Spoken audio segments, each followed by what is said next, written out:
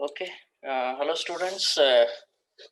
So anyhow, we learned many more aspects in my last periods about this constructivism, the cycle of the constructivism, which involves the 5 steps, and later on we studied about engage stage 1, which is the stage 1, and followed by this second stage, explore, wherein we learned the number of the activities what we will go through it that we studied in the previous period.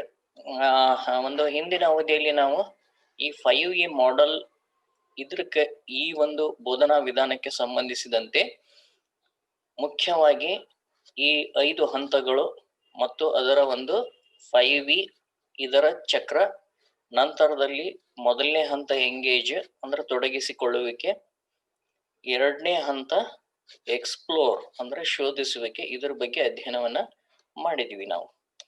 So ಇನ್ನೊಂದ್ಸಾರಿ ನೋಡಿ, 5E model which was developed by Roger Bybee. Roger Bybee ಅನ್ನೋರು ಮೊಟ್ಟ ಮೊದಲನೇದಾಗಿ ಏನ್ ಮಾಡಿದ್ದಾರೆ, 5E model ಅನ್ನ ಮೊಟ್ಟ ಮೊದಲನೇ ಮಾರ್ಗೆ ಅಭಿವೃದ್ಧಿ ಪಡಿಸಿದ್ರು. ನಂತರದಲ್ಲಿ ಅದನ್ನೇ ಕಲಿಕಾ ಬೋಧನಾ ಪ್ರಕ್ರಿಯೆಯಲ್ಲಿ ಅದನ್ನ ಅಳವಡಿಸಿಕೊಳ್ಳುವಂತೆ ಮಾಡಿದರು. Okay. And later on, that extensively used by this Roger Bybee method. You don't think that only the constructivism method is 5E. Don't come to the conclusion at last. ಈ ರಚನಾವಾದಕ್ಕೆ ಸಂಬಂಧಿಸಿದಂತೆ 5E ಒಂದೇ ಮಾಡೆಲ್ ಇದೆ ಅಂತ ನೀವು ಯಾರು ತಿಳ್ಕೊಳಿಕ್ ಹೋಗ್ಬಾರ್ದು. There are number of models that is initiated by the wide spectrum of these personalities in the field of the constructivism, those who involved in it. ಈ ರಚನಾವಾದದಲ್ಲಿ ಸಾಕಷ್ಟು ಮಹನೀಯರು ಕೂಡ ಬೇರೆ ಬೇರೆ ಆಗಿರ್ತಕ್ಕಂತಹ ಏನ್ ಕೊಟ್ಟಿದ್ದಾರೆ, ಮಾಡೆಲ್ಗಳನ್ನ, ಬೋಧನಾ ಮಾದರಿಗಳನ್ನ ಕೊಟ್ಟಿದ್ದಾರೆ, ಕಲಿಕಾ ಮಾದರಿಗಳನ್ನ ಕೊಟ್ಟಿದ್ದಾರೆ. ಅವುಗಳಲ್ಲಿ ಕೂಡ ಇದು ಒಂದು. So this is 5E model what we are taken here and learning and have been continuing the learning. This is one of the model of the but one thing is that one of the model and also a very much popular model across the science teaching community.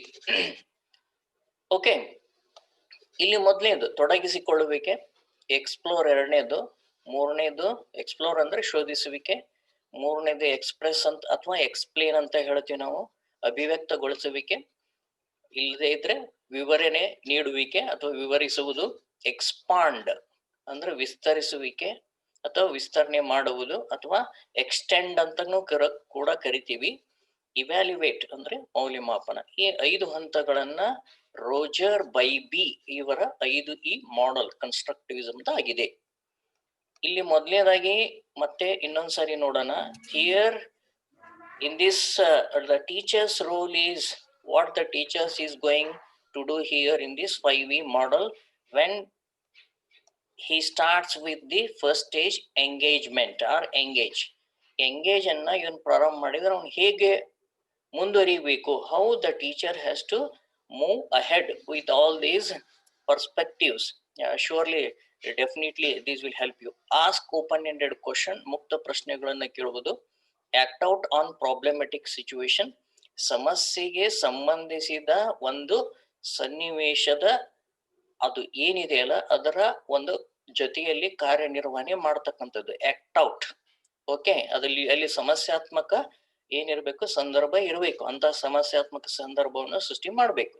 Define A problem, ವ್ಯಾಖ್ಯಾನವನ್ನ ಏನ್ ಮಾಡೋದು, ಹೇಳೋದು. ಅಂದ್ರೆ problem ಏನಿದೆ ಅದನ್ನ ನೀವು ಹೇಳೋದು. ಅಂದ್ರೆ ಏನ್ ಕಳಿಸ್ಲಿಕ್ಕೆ ಹೋಗ್ತಿದ್ರಿ ಯೂಶುವಲಿ ಅದು ಏನಾಗಿರ್ತೈತಿ ಇಲ್ಲಿ, ಡಿಫೈನಿಂಗ್ ಎ ಪ್ರಾಬ್ಲಮ್. ನಂತರದಲ್ಲಿ ಶೋಯಿಂಗ್ ಎ ಸರ್ಪ್ರೈಸ್ ಇವೆಂಟ್, ಒಂದ್ ಯಾವ್ದಾದ್ರೂ ಕೂಡ ಏನ್ ತೋರಿಸ್ಬೋದು, ಇದೇ ಸಂದರ್ಭದಲ್ಲಿ ನೀವು ಒಂದು ಸರ್ಪ್ರೈಸ್ ಇವೆಂಟ್, ಆಶ್ಚರ್ಯಕರವಾಗಿರ್ತಕ್ಕಂತಹ ಒಂದು ಘಟನೆ ಅಥವಾ ವಿದ್ಯಮಾನವನ್ನ ತೋರಿಸ್ಬೋದು. ನೋಟ್ ಅನ್ಎಕ್ಸ್ಪೆಕ್ಟೆಡ್ ಫೆನಾಮಿನ, ಕೆಲವೊಂದು ಸಂದರ್ಭಗಳಲ್ಲಿ ಈ ಫೆನಾಮಿನ ಏನು ವಿದ್ಯಮಾನಗಳು, ಅದು ಘಟನೆ ಗೊತ್ತಿರುತ್ತೆ, ಆದ್ರೆ ವಿದ್ಯಮಾನಗಳು ಹೇಗಿದೆ ಅನ್ನೋದು, ನಡೀತಾವೆ ಅನ್ನೋದು ಗೊತ್ತಿರೋದಿಲ್ಲ. ಸೊ ಅಂಥದನ್ನ ಅವನಿಗೆ ಗುರುತಿಸುವಂತೆ ಹೌದಾ ಅದನ್ನ ಬರೆದಿಟ್ಟುಕೊಳ್ಳುವಂತೆ ಗಮನಿಸುವಂತೆ ಹೇಳಬೇಕಾಗ್ತೈತಿ. Consider possible responses to the question.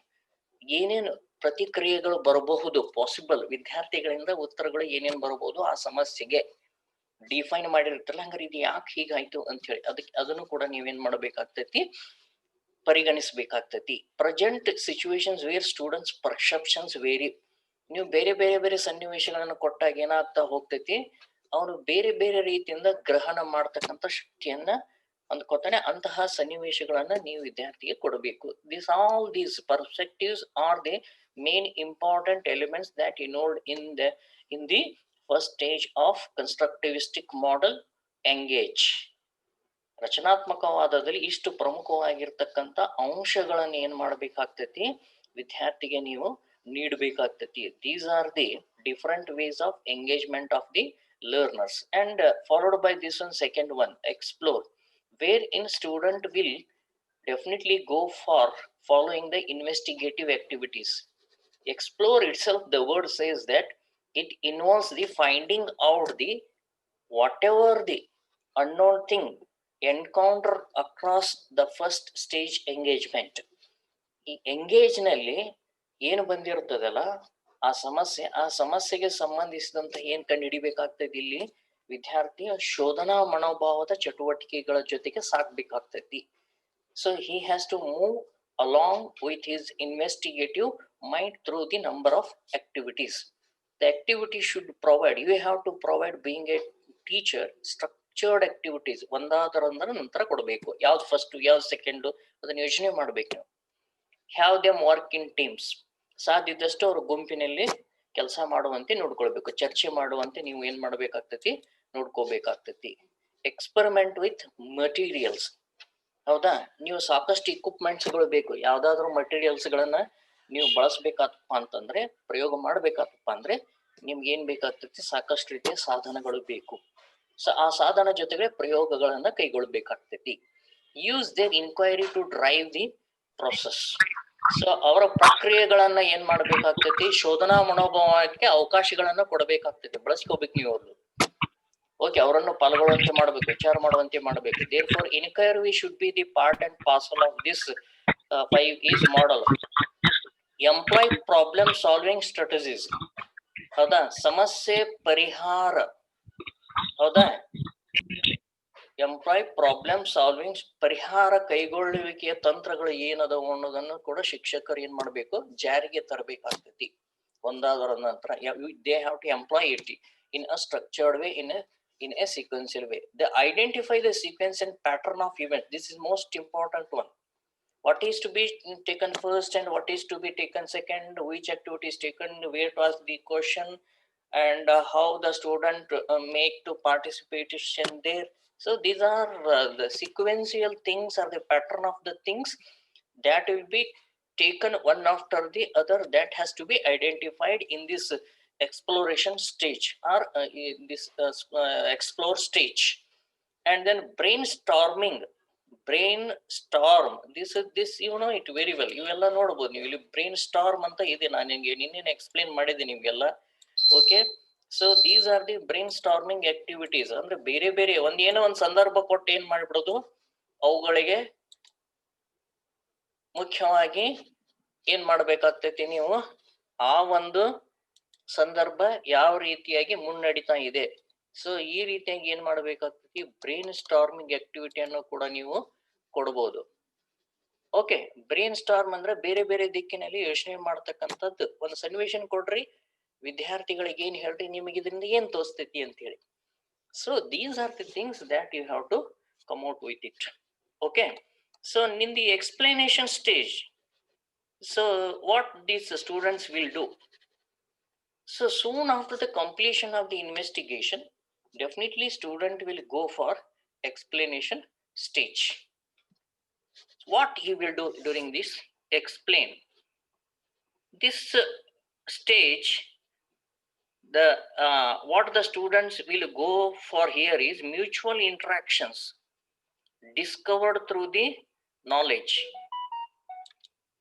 Whatever they have discovered the knowledge through their skillful activity or through their experiences, scientific facts or concepts, then generalizations, then procedures, whatever they have followed it, that knowledge, and whatever they have constructed the knowledge, whatever the schema has appeared there, so that will be taken into considered here for the expression. ಏನ್ ಕಂಡು ಹಿಡಿದಿರ್ತಾರೆ ಅದನ್ನ ಅವರು ಅಭಿವ್ಯಕ್ತಗೊಳಿಸಬೇಕಾಗ್ತದೆ. ನೀವು ಪ್ರಶ್ನೆ ಕೇಳಿ ಅವ್ರದ ಏನ್ ಮಾಡಬಹುದು, ಅವರಿಂದ ಉತ್ತರ ಪಡಿಬಹುದು ಅಥವಾ ಅದರ ಸಾರಾಂಶವನ್ನ ಪಡಿಬಹುದು. ಅಥವಾ ಪ್ರಶ್ನೆಗಳನ್ನ ಹಾಕ್ತಾ ಅದರ ಒಂದೊಂದಾಗಿ ಸಾರಾಂಶ ಪಡಿಬಹುದು. ಇಲ್ಲ ನೀವು ಪ್ರಶ್ನೆಗಳನ್ನ ಕೇಳಿ ಅವ್ರಿಗೆ ಬರೀಲಿಕ್ಕೆ ಹೇಳ್ಬೋದು, ನಂತರದಲ್ಲಿ ಓದ್ಲಿಕ್ಕೆ ಹೇಳ್ಬೋದು, ಅಥವಾ ಅವ್ರಿಗೆ ಒಂದು ಚಟುವಟಿಕೆ ಕೊಟ್ಟು ಅದನ್ನ ಎಕ್ಸ್ಪ್ಲೇನ್ ಮಾಡಂತನೂ ಹೇಳ್ಬೋದು. ಸೊ ದೇರ್ ಫೋರ್, ಅಥವಾ ಯಾವ್ದಾದ್ರು ಒಂದು ಚಿತ್ರ ತೆಗೆದು ಏನ್ ಮಾಡಂತ ಹೇಳ್ಬೋದು ನೀವು ಅವ್ರಿಗೆ ಒಂದು ಚಿತ್ರವನ್ನ ರಚನೆ ಮಾಡಿ ಆ ಚಿತ್ರಕ್ಕೆ ಸಂಬಂಧಪಟ್ಟಂತೆ ವಿವರಣೆ ಕೊಡಿ ಅಂತ ಕೇಳ್ಬೋದು. So there are number of formats that the student should disseminate this explanation part. ಈ ಎಕ್ಸ್ಪ್ಲನೇಷನ್ ಪಾರ್ಟ್ ಅನ್ನ ನಂಬರ್ ಆಫ್ ವೇಸ್ ದಿಂದ ಅವನು ಹೋಗ್ಬೋದು. Through that of the constructed of the knowledge, whatever he constructed a knowledge through his oral mode of communications, he can deliver it, and later he can explain it with the help of any figure, or with the help of the figure or drawn in their notebooks. That too also made it here. ಅದನ್ನು ಕೂಡ ಅವರು ಮಾಡಬಹುದು. So symbols ಗಳನ್ನು ಬಳಸ್ಕೋಬಹುದು. So they can go for reviewing it, how these things are going to be happening. So they can criticize it even after that. ವಿಮರ್ಶೆ ಸಹಿತ ಮಾಡಬಹುದು. ವಿಮರ್ಶೆ ಅಂದ್ರೆ ಏನಿರ್ತೈತಿ, ಅದರ ಪರವಾಗಿರ್ತಕ್ಕಂಥ ಅಂಶಗಳು, ಅದರ ವಿರುದ್ಧವಾಗಿರ್ತಕ್ಕಂಥ ಅಂಶಗಳು, ಅಥವಾ ಸಮಾನವಾಗಿರ್ತಕ್ಕಂಥ ಅಂಶಗಳು. So whatever the ideal or perspectives are there, so which are favoring that particular incident or which are opposite to that incident, or the ideas opposite to, perspectives opposite to, that will be explained here. So these are will be taken here in this second part and third part. And expand, explain is over now. Here expand. So move on this one, expand. So in this fourth stage, the teacher provides opportunities and guidance for students to apply constructed knowledge. So herein the students will be allowed to apply their constructed knowledge in several real life situations.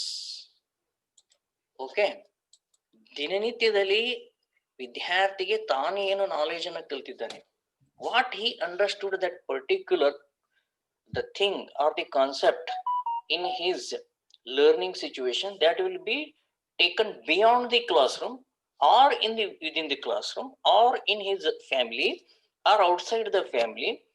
Where such situations, similar kind of the situations arises, definitely he will be able to apply that knowledge and skills during that juncture, during that particular situation.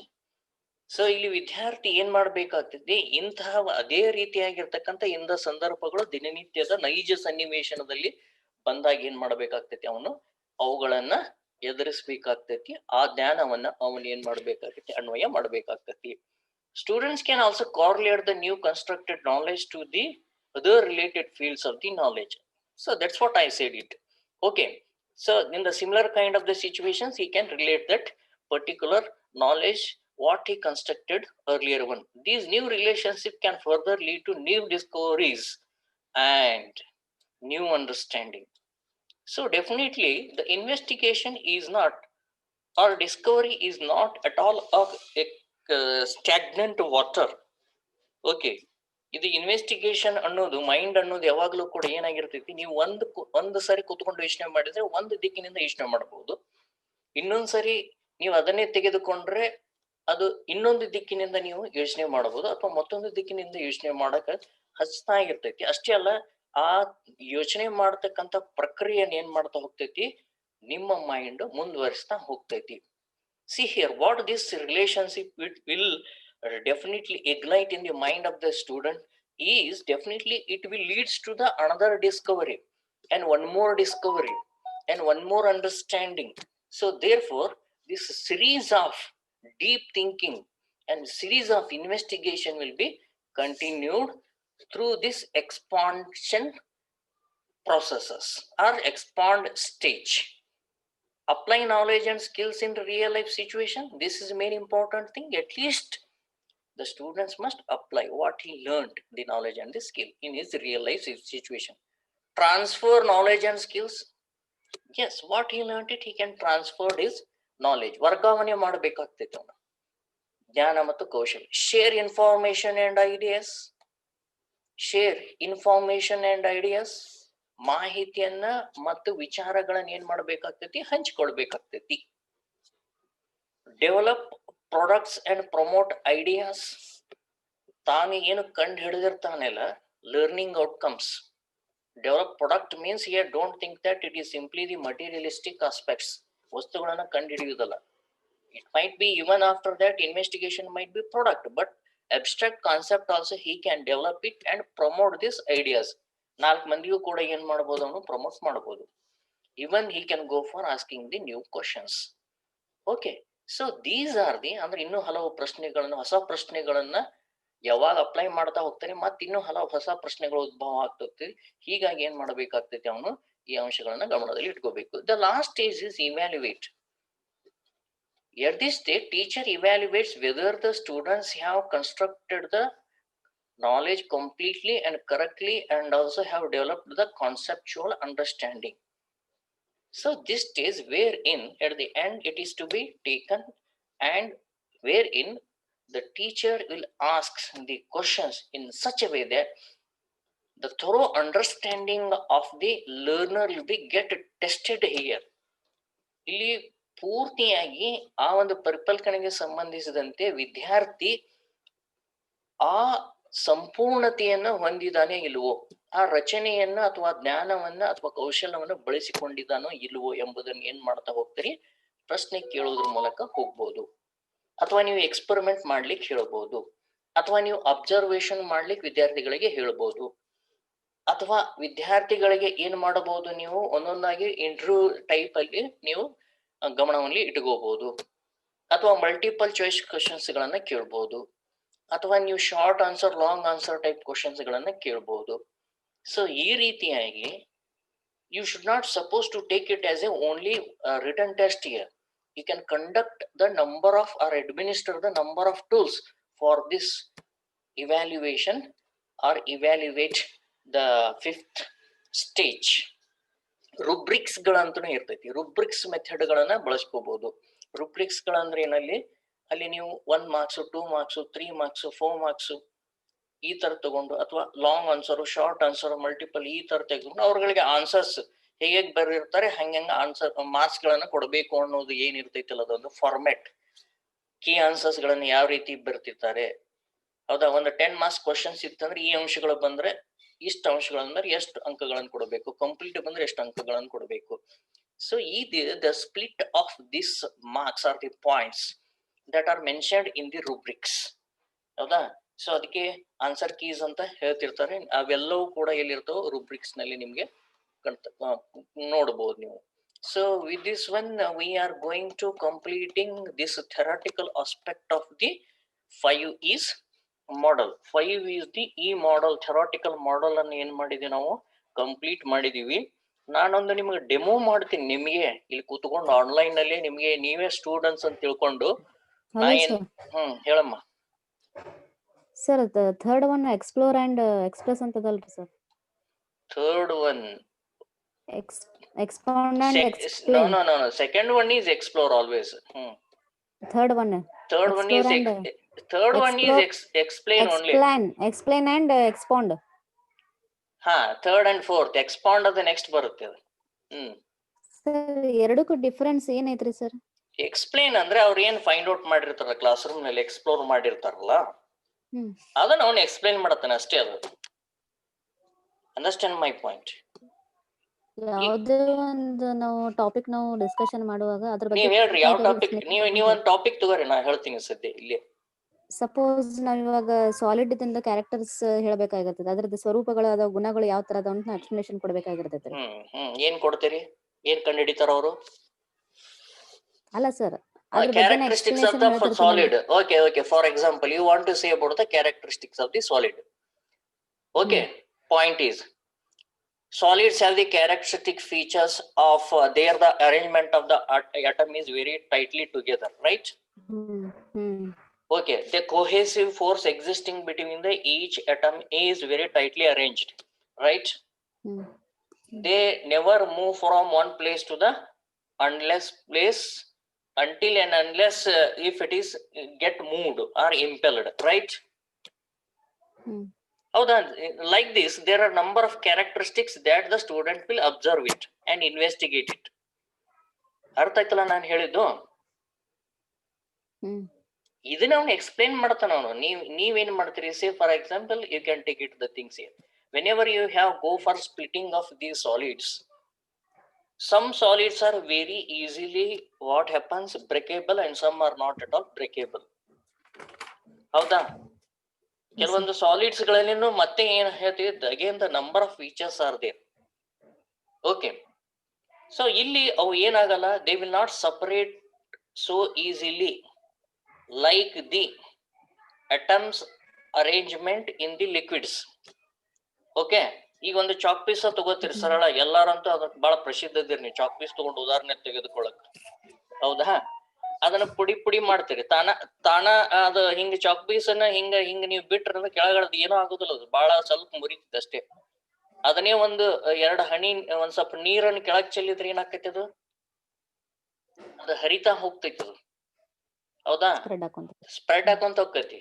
1 ಇದ್ದದ್ 2 ಆಗ್ತೈತಿ, 2 ಇದ್ದದ್ 4 ಮಾಡ್ಬೋದು ನೀವು ಮುಟ್ಟಿದ್ರೆ. ಅಂದ್ರೆ ಈಗ ಹಂಗ ನೀವು chalk piece ಮುಟ್ಟಿದ್ರೆ 2 ಇದ್ದದ್ 4, 4 ಇದ್ದದ್ 8, 50 ಇದ್ದದ್ 100 ಆಗ್ತಾವನ? ಇಲ್ಲ. That is the characteristics of solid. Understand my point? ನೀವ್ ಏನ್ ಎಕ್ಸ್ಪೆರಿಮೆಂಟ್ ಮಾಡಿರ್ತಿಲ್ಲ ಅದನ್ನಷ್ಟೇ ಎಕ್ಸ್ಪ್ಲೇನ್ ಮಾಡ್ತೀರಿ ನೀವು ಇಲ್ಲಿ. Understand my point? In the explanation stage, the students will only going for the explanation and expressions through his oral way. ಅವನಿಗೆ ನೀವೇನ್ ಹೇಳ್ಬೋದು, ನೀವು ಹೇಳಪ್ಪ ಅಂತ ನೀವು ಕೇಳ್ಬೋದು, ಬಾಯಿ ಮಾತಿನ ಮೂಲಕ ಕೇಳ್ಬೋದು ಓರಲಿ. ಇಲ್ದಿದ್ರೆ ನೀವು ಕ್ವಶನ್ ಕೇಳ್ಬೋದು, ಏನಪ್ಪಾ ಅಂದ್ರೆ right the characteristics of solids in your own way. Expand ನಲ್ಲಿ ನೀವೇನ್ ಹೋಗ್ತೀರಿ ಅಂತಂದ್ರೆ ಅವ್ರಿಗೆ ಕೇಳ್ತೀರಪ್ಪ ಹಿಂಗೆ ಎಕ್ಸ್ಪಾಂಡ್ ನಲ್ಲಿ. ಹಂಗಾರೆ ಈ ತರಣ ಆಗಿರ್ತಕ್ಕಂಥ similar kind of the activity when you will come to know it in your day to day life. Okay, ಈಗ ನೀರ್ ಅಂತ ಹೇಳಿದ್ರಿ, ಹೌದಾ? ನೀರ್ ಏನಾಗ್ತೈತಿ, ಸ್ವಲ್ಪ ನಿಮ್ಗೆ ನೆಲದ ಮೇಲೆ ಬಿತ್ತಪ್ಪ ಅಂದ್ರ ಎಷ್ಟೆಷ್ಟು ಹನಿ ಆಗ್ತಾವ ಗೊತ್ತಿಲ್ಲ, ಅಷ್ಟಾಗಿರ್ತೈತೇನೋ ಇಲ್ಲ, ಹೌದಾ? ಅದ ನೀವು ಏನಾದ್ರೂ ಕೂಡ ಯಾವ್ದಾದ್ರು ಈ ಬೆಲ್ಲ ತಗೊಂತೀರಿ, ಮನೇಲಿ 1 ಕಣ್ಣಿ ಬೆಲ್ಲ ಅಂತ ಅಂತೀರಿ, ಅಥವಾ ಕಲ್ ತಗೊಂತೀರಿ, ಅದ್ರ ಮೇಲಿಂದ ಕೆಳಗ್ ಬಿಟ್ರಪ್ಪ ಅಂತಂದ್ರ ಹಂಗಾದ್ರೆ ಎಷ್ಟು ಇದು ಆಗ್ತಾವ ಅದ್ರಲ್ಲಿ? ಹಂಗಾರೆ ಎಷ್ಟು ಭಾಗಗಳಾಕ್ಕವು? 1 ಕಲ್ ತಗೊಂಡ್ ಮೇಲಿಂದ ಕೆಳಗಡೆ ಬಿಟ್ರ, ಒಂದ್ ಸಣ್ಣ ಕಲ್ಲು ಮೇಲಿಂದ ಕೆಳಗಡೆ ಬಿಟ್ರ ಎಷ್ಟು ಭಾಗಗಳಾಕ್ಕವ? ಆಗೋದಿಲ್ಲ, ಹೌದಾ? ಅವಾಗ ಏನ್ ಮಾಡ್ಬೇಕಾಕೈತಿ, ಮತ್ತೆ ನೀವು ಇನ್ನೊಂದ್ ಕಲ್ಲರ್ ತಗೊಂಡು ಅದ್ರ ಮೇಲೆ ಏನ್ ಮಾಡ್ಬೇಕಾಕೈತಿ, ನೀವು ಬಡೋದ್ರ ಏನಾಕೈತಿ, ಅದು ಡಿವೈಡ್. ಯಾಕಂದ್ರೆ ಅದರಲ್ಲಿ ಬಲಗಳು ಏನೈತೈತಿ, ಆ ಅಣುಗಳ ಬಲ ಏನಾಗಿರ್ತೈತಿ ಯಾವಾಗ್ಲೂ ಕೂಡ ಅತ್ಯಂತ ಗರಿಷ್ಠವಾಗಿರ್ತೈತಿ. ಕಲ್ಲಿನಲ್ಲಿ ಒತ್ತೊತ್ತಾಗಿರ್ತೈತಿ, ಗರಿಷ್ಠವಾಗಿರ್ತೈತಿ ಅಲ್ಲಿ. ಹಿಂಗ ನೀವ್ ಅದನ್ನೇ ಮತ್ತೆ ಈಗ ಸಿಚುವೇಶನ್ ಎಕ್ಸ್ಪಾಂಡ್ ಎಲ್ಲಿ ಎಕ್ಸ್ಪಾಂಡ್ ಮಾಡ್ತೀರಿ? ನೀವು ಅಡಿಗೆ ಮನೆಗೆ ಹೋದ್ರಪ್ಪ ಅಂತಂದ್ರೆ ಚಾ ಚೆಲ್ ಬಿಡುತ್ತದ, ಒಬ್ಬೊಬ್ರು ಚಾ ಕುಡಿಯೋತ್ನಾಗ ಏನೋ ಕೆಳಬಿದ್ ಬಿಡುತ್ತಪ್ಪ. ಹಂಗಂದ್ರೆ ಇದು ಎಕ್ಸ್ಪಾಂಡ್ ಅಲ್ಲ, ಹೌದಲ್ಲ? ಯಾಕೆ ಚಲ್ತೈತೆ ಅಂತ ಕೇಳಿದ್ರೆ ಅಂದ್ರೆ ವಿದ್ಯಾರ್ಥಿ ಹೇಳ್ಬೇಕು ಅವನು ಮನೆಯಲ್ಲಿ, ಇದು ಯಾಕೆ ಚಲ್ತಂದ್ರ ಅವ ಕೈ ಬಡಿಸಿದ ಚಲ್ತೈತಂತ ಅಲ್ಲ, ಮನ್ಯಾಗ. ಅರ್ಥ ಅಂತಲ್ಲ ಹೇಳಿದ್ದು? ಚಲ್ತಂದ್ರ ಈ ಕಲ್ಲು ಬಿತ್ತದ ಹಂಗೈತಿ, ಅಥವಾ ಬೆಲ್ಲದ ಕಣ್ಣಿ ಮೇಲಿಂದ ಕೆಳಗ್ ಬಿತ್ತು ಅದು ಹಂಗ ಐತದ, ಡಿವೈಡ್ ಆಗಿಲ್ಲ ಅದು, ಹೌದಾ? ಆದ್ರ ಅದೇ ನೀವು ಹಾಲ್ ತಗೋರಿ, ಎಣ್ಣೆ ತಗೋರಿ, ಅದೇ ನೀವ್ ಏನ್ ತಗೋರಿ, ಮಿಲ್ಕ್ ತಗೋರಿ, ಅಥವಾ ಇನ್ನಿತರ ಯಾವ್ದೇ ವಸ್ತುವನ್ನ, ಲಿಕ್ವಿಡ್ ವಸ್ತುವನ್ನ ತೆಗೆದುಕೊಂಡ್ರಿ, ಓಕೆ, ದ್ರವ ವಸ್ತುವನ್ನ, ಅವಾಗ ಏನಾಗ್ತೈತಿ, ಅದು ಚಾ ತಗೋರಿ, ಕಾಫಿ ತಗೋರಿ, ಅದು ಬಿತ್ತಪ್ಪ ಅಂದ್ರ ಅದು ಬೆಲ್ಲ ತಗೊಂಡ್ರ ತಿಂತಾನ, ಬಿತ್ತಕೊಂಡ್ರೆ ಏನು ಊದಿ ಸ್ವಲ್ಪ, ಅದನ್ನೇ ಚಾ ಇದು ಮಾಡಿದ್ರೆ ಏನ್ ಮಾಡ್ತಾನ, ಅವನ ಸಿಗಲ್ಲ ಕೈಗೆ. ಸ್ಪ್ಲಿಟ್ ಆಗಿರ್ತೈತಿ, ಅಣುಗಳು ಏನಾಗ್ಬಿಟ್ಟಿರ್ತಾವ ಇಲ್ಲಿ ಯಾವಾಗ್ಲೂ ಕೂಡ ವಿಭಜನೆ ಆಗಿರ್ತೈತಿ, ಅವು ಹರಿದು ಹೋಗ್ತಾವ ಕೆಲವು ಸಂದರ್ಭದಲ್ಲಿ. ಯಾಕೆ ಹರಿದು ಹೋಗ್ತಾವಪ್ಪ ಅಂದ್ರೆ ಕಾರಣ ಸಾಲಿಡ್ ಗುಣಲಕ್ಷಣಗಳು characteristics of solid and also characteristics of the liquid. Students ಹೇಳ್ಬೇಕು ಅವನು why they are going to separating easily, because the cohesive force whatever it is existing between the atoms or the molecules of one molecule with the other molecule, or the molecules they are grouped together in that particular substance, they will get separated very easily because of the less cohesive force that existing in that of the what we call as liquid. ಅರ್ಥ ಆಯ್ತಲ್ಲ ಹೇಳಿದ್ದು ನಾನು ಹೇಳಿದ್ದು. ಈ expand ನಲ್ಲಿ ಇದನ್ನ ಹೇಳ್ತಾ ಹೋಗ್ತೀವಿ ನಾವು. ನೀವು ಬೆಲ್ಲದ ಉದಾಹರಣೆ ತಗೋರಿ ಅಥವಾ ಬೇರೆ ಉದಾಹರಣೆ ತಗೋರಿ, ಅರ್ಥ ಆತಲ್ಲ ನಾನು ಹೇಳಕತ್ತದ್ದು. ಈಗ ಸಾಲಿಡ್ಸ್ ಇರ್ತೈತಿ, ಈಗ ಸಾಲಿಡ್ಸ್ ಏನೇ ಇದ್ರು ಒಂದೊಂದೊಂದೊಂದು ಸಪರೇಟ್ ಅನ್ನ ಮಾಡ್ತಾ ಹೋಗ್ತಿರ್ತೀವಿ ನೀವು, ಹೌದಾ? ಈಗ ಸಾಲಿಡ್ ಉಳ್ಳಾಗಡ್ಡೆ ಹಚ್ಬೇಕಾತಪ್ಪ ಅಂದ್ರೆ ಅದು ಸಾಲಿಡ್ ಅಲ್ಲ, ಅದು ಅದನ್ನ ಕಟ್ ಮಾಡಬೇಕು, ನೀವು ಚಾಕು ತಗೊಂಡ ಕಟ್ ಮಾಡ್ಬೇಕು. ಅದು ತನಕ್ ತಾನೇ ಹಿಂಗ್ ಮುರಿಯಾಕ್ ಆಗ್ತೈತೇನೆ? ಇಲ್ಲ, ಮಾಡಕ್ ಆಗಲ್ಲ ಅದು. Understand? So therefore these solid materials wherein the cohesive force characteristics, ನೀವು ಹೇಳಿದಲ್ಲ characteristics expand ಮಾಡ್ಬೇಕಂದ್ರೆ ಇಲ್ಲಿ expand ಮಾಡ್ತಾನ ಅವನು in his real life situations. That is what he has to going to relationship can be further lead to new discovery. ಮತ್ ಇನ್ನು ಅದರಿಂದ ಏನಾಗ್ತೈತೆ ಅಂದ್ರೆ ಇನ್ನು ನಾವು ಏನು ಮಾಡಬಹುದು, ಹೆಚ್ಚಿನ ಹೊಸ ಸಂಶೋಧನೆಗಳನ್ನು ಮಾಡಬಹುದು, ನ್ಯೂ ಅಂಡರ್ಸ್ಟ್ಯಾಂಡಿಂಗು ಕೂಡ ಏನ್ ಮಾಡಬಹುದು, ಅದು ಕಾರಣ ಆಗ್ಬಹುದು. Understand my point? ಇಲ್ಲಿ ಇನ್ ಸೆವರಲ್ ರಿಯಲ್ ಲೈಫ್ ಸಿಚುವೇಶನ್ಸ್ ಎಲ್ಲಿ ಬರುತ್ತದೆ? Several real life situations expand ನಲ್ಲಿ ಬರುತ್ತೆ. Understand my point? ಈಗ ನೀವು ಮ್ಯಾಥಮೆಟಿಕ್ಸ್ ದಲ್ಲಿ ಏನ್ ಮಾಡ್ತೀರಿ ನೀವು? I is equals to PTR by 100. This is this formula used to find out the simple interest. ಹೌದಾ? ಮನೆಯಲ್ಲಿ ಹೋಗಿ ಏನ್ ಮಾಡ್ತಾನ ಅವನು? ಅವ್ನ ತಂದೆ ತಾಯಿಗಳು ಕೇಳ್ತಾರ ಅವ್ರು, ಹೌದಾ? ಸೊ ಏನು 100 ರೂಪಾಯಿಗೆ 10% ಇಂಟ್ರೆಸ್ಟ್ ಕೊಡ್ತಾರ ಬ್ಯಾಂಕ್ನವರು. ಹಂಗಾರ 500 ರೂಪಾಯಿಗೆ ಎಷ್ಟಾಗತ್ತಪ್ಪ ಹೇಳ ಮಗಣೆ ಅಂತ ಹೇಳಿ ಮಗಳೇ ಅಂತ ಕೇಳಿದ್ರಂದ್ರ ಆ ಮಗಳು ಏನ್ ಮಾಡ್ಬೇಕು? ಕಲ್ತಿದ್ದಾನೆ ಇಲ್ಲಿ ಸ್ಕೂಲ್ ನಲ್ಲಿ ಕಲ್ತಿದ್ದಾನೆ, ಏನ್ ಮಾಡ್ಬೇಕು? ಅಲ್ಲಿ ಎಕ್ಸ್ಪಾಂಡ್ ಮಾಡ್ಬೇಕು. Got it my point? As you have made the student to learn here, so that they have to make and relate to their day-to-day life situations that particular knowledge, and they have to transfer knowledge and skills. That is what share information and idea, apply knowledge and the skills, develop products and promote ideas, ask new questions. So ಇವೆಲ್ಲವುಗಳು ಏನ್ ಬರ್ತಾ ಹೋಗ್ತೈತಿ, ಇಲ್ಲಿ ಗಮನವನ್ನ ಇಡ್ತಾ ಹೋಗ್ತೀವಿ. Got it Shruti? Yes sir. Okay, ನಾನೇ ನಿಮ್ಗೆ ಒಂದು ಟೆಸ್ಟ್ ಮಾಡ್ಬಿಡ್ತೇನೆ ಎಲ್ಲರೂ ಕೂಡ. ನೀವು ಆರ್ಟ್ಸ್ದವ್ರು ಏನ್ರ ಕೇಳ್ಬೇಕಂತೀರಿ ಇಲ್ಲಿ ಅಥವಾ ಹಿಸ್ಟ್ರಿಯರು?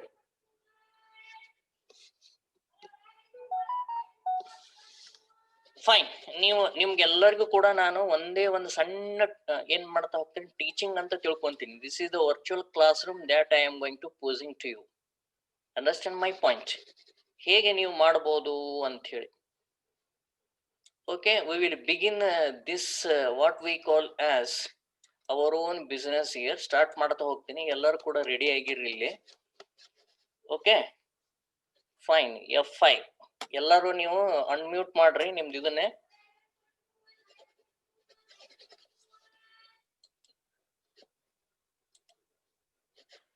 One minute, I will go for here F5.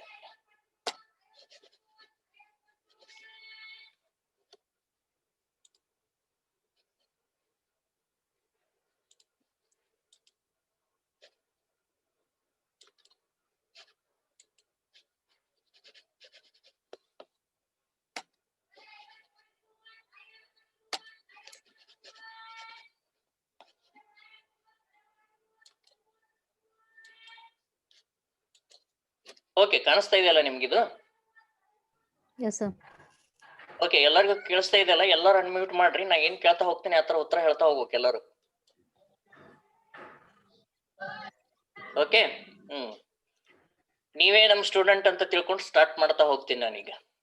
ಪ್ರೀತಿ ವಿದ್ಯಾರ್ಥಿಗಳೇ, ನೀವೀಗಾಗಲೇ ಈ ರೀತಿಯಾದ ಚಿತ್ರಗಳನ್ನ ನಿಮ್ಮ ಜೀವನದ ಸಾಕಷ್ಟು ಸಂದರ್ಭಗಳಲ್ಲಿ ಕಂಡಿದ್ದೀರಿ. My dear students, you have learned. So this type of the figure, you have seen it, you have learned about sir, ಕೇಳಿಸ್ತಿಲ್ಲ ಸರ್. ಈಗ ಕೇಳಿಸ್ತಾ ಇದೆ? ಹಲೋ, ಈ ಕೇಳಿಸ್ತಾ ಇದೆಯಾ? ಕೇಳಿಸ್ತಿದೆ sir. So I am going to showing you a one picture. Okay, you just go through that picture and tell me the what are the things that observed in this figure. ಈ ಚಿತ್ರವನ್ನ ನೀವು ನೋಡ್ರಿ. ಈ ಚಿತ್ರವನ್ನು ನೋಡಿದ ನಂತರ ನಿಮಗೆ ಇದರಲ್ಲಿ ಏನು ಕಂಡು ಬರ್ತೈತಿ ಅಥವಾ ಏನೇನು ಸಂಗತಿಗಳು ನಿಮಗೆ ಕಾಣಿಸ್ತವು, ಸೊ ಇದ್ರ ಬಗ್ಗೆ ನೀವು ನನಗೆ ಹೇಳಿ. Okay, I have now given a chance and made you to participate now here. ಹೇಳ್ರಿ.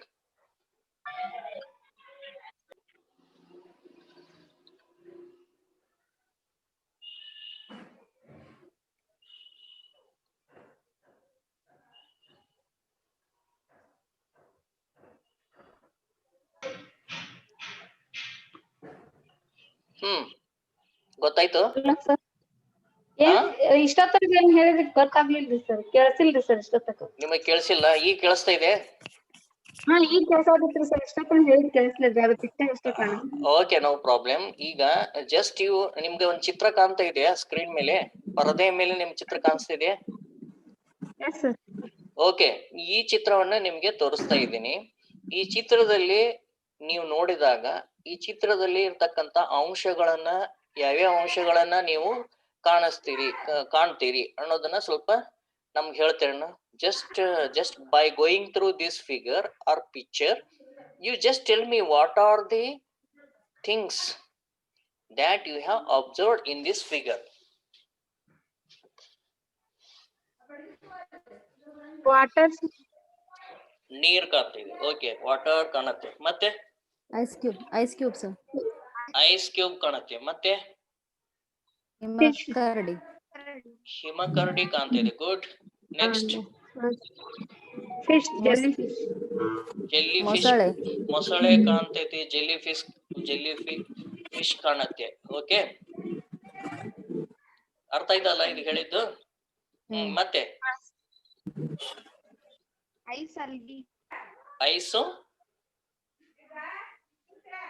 ಐಸ್ ಕಾಣಿಸುತ್ತೆ, ಹೌದಾ?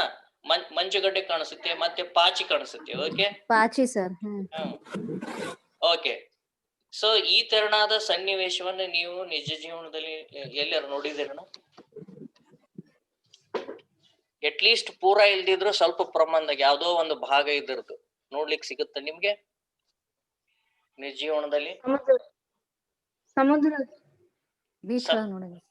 ಬೀಚ್ ಒಳಗೆ ನೋಡ್ತಾ ಇದ್ದೀರಿ.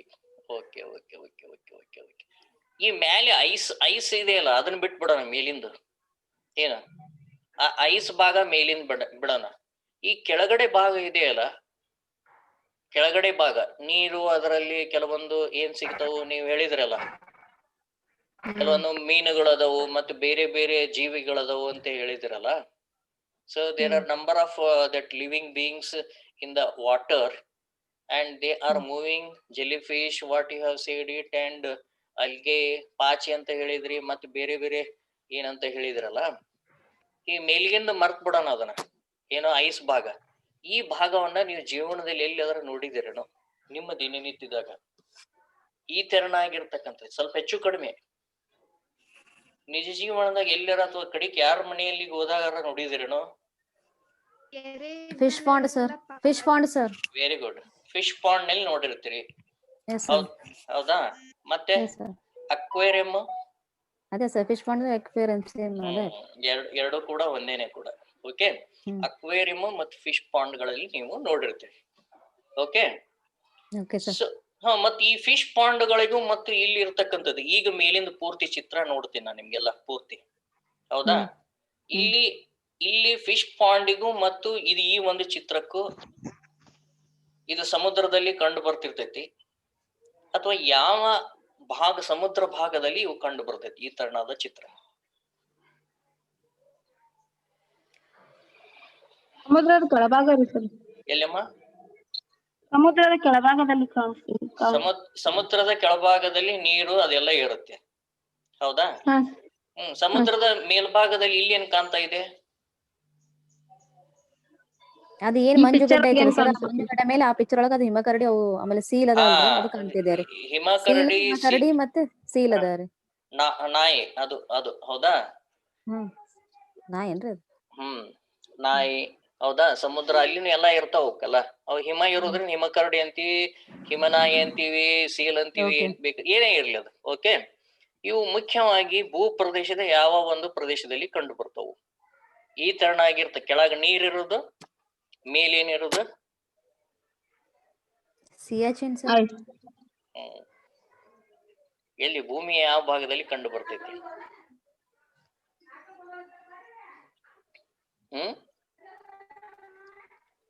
ಪೋಲಾರ್ ರೀಜನ್ಸ್ ಅಂತ ರಿಪೀಟ್ ಸರ್. ಅದೇ ಭೂಮಿಯ ಯಾವ ಭಾಗದಲ್ಲಿ ಈ ತೆರನಾದ ಅಂದರೆ ನೀರಿನ ಮೇಲ್ಮೈ ಮೇಲೆ ಮಂಜುಗಡ್ಡೆ ಆವರಿಸಿದ್ದು, ಅದರ ಮೇಲೆ ಹಲವಾರು ಪ್ರಾಣಿಗಳು ಓಡಾಡ್ತಾ ಇರ್ತಾವು. ಆ ಮಂಜುಗಡ್ಡೆ ಕೆಳಗಡೆ ನೀರಿದ್ದು, ಆ ಕೆಳಗಡೆಯ ನೀರಿನಲ್ಲಿ ಹೌದಾ ಹಲವಾರು ಜೀವಿಗಳು ಏನ್ ಮಾಡ್ತಾ ಹೋಗ್ತಾವು? ತಮ್ಮ ಜೀವನವನ್ನ ಸಾಗಿಸ್ತಾ ಇರ್ತಾವು, ಚಲಿಸ್ತಾ ಇರ್ತಾವು. ಸೊ ಇಂತಹ ಒಂದು ನಿಸರ್ಗಿಕ ಅಥವಾ ನೈಸರ್ಗಿಕ ಸನ್ನಿವೇಶನ ಭೂಪ್ರದೇಶದ ಯಾವ ಭಾಗದಲ್ಲಿ ಸಾಮಾನ್ಯವಾಗಿ ಕಂಡು ಬರ್ತೈತಿ?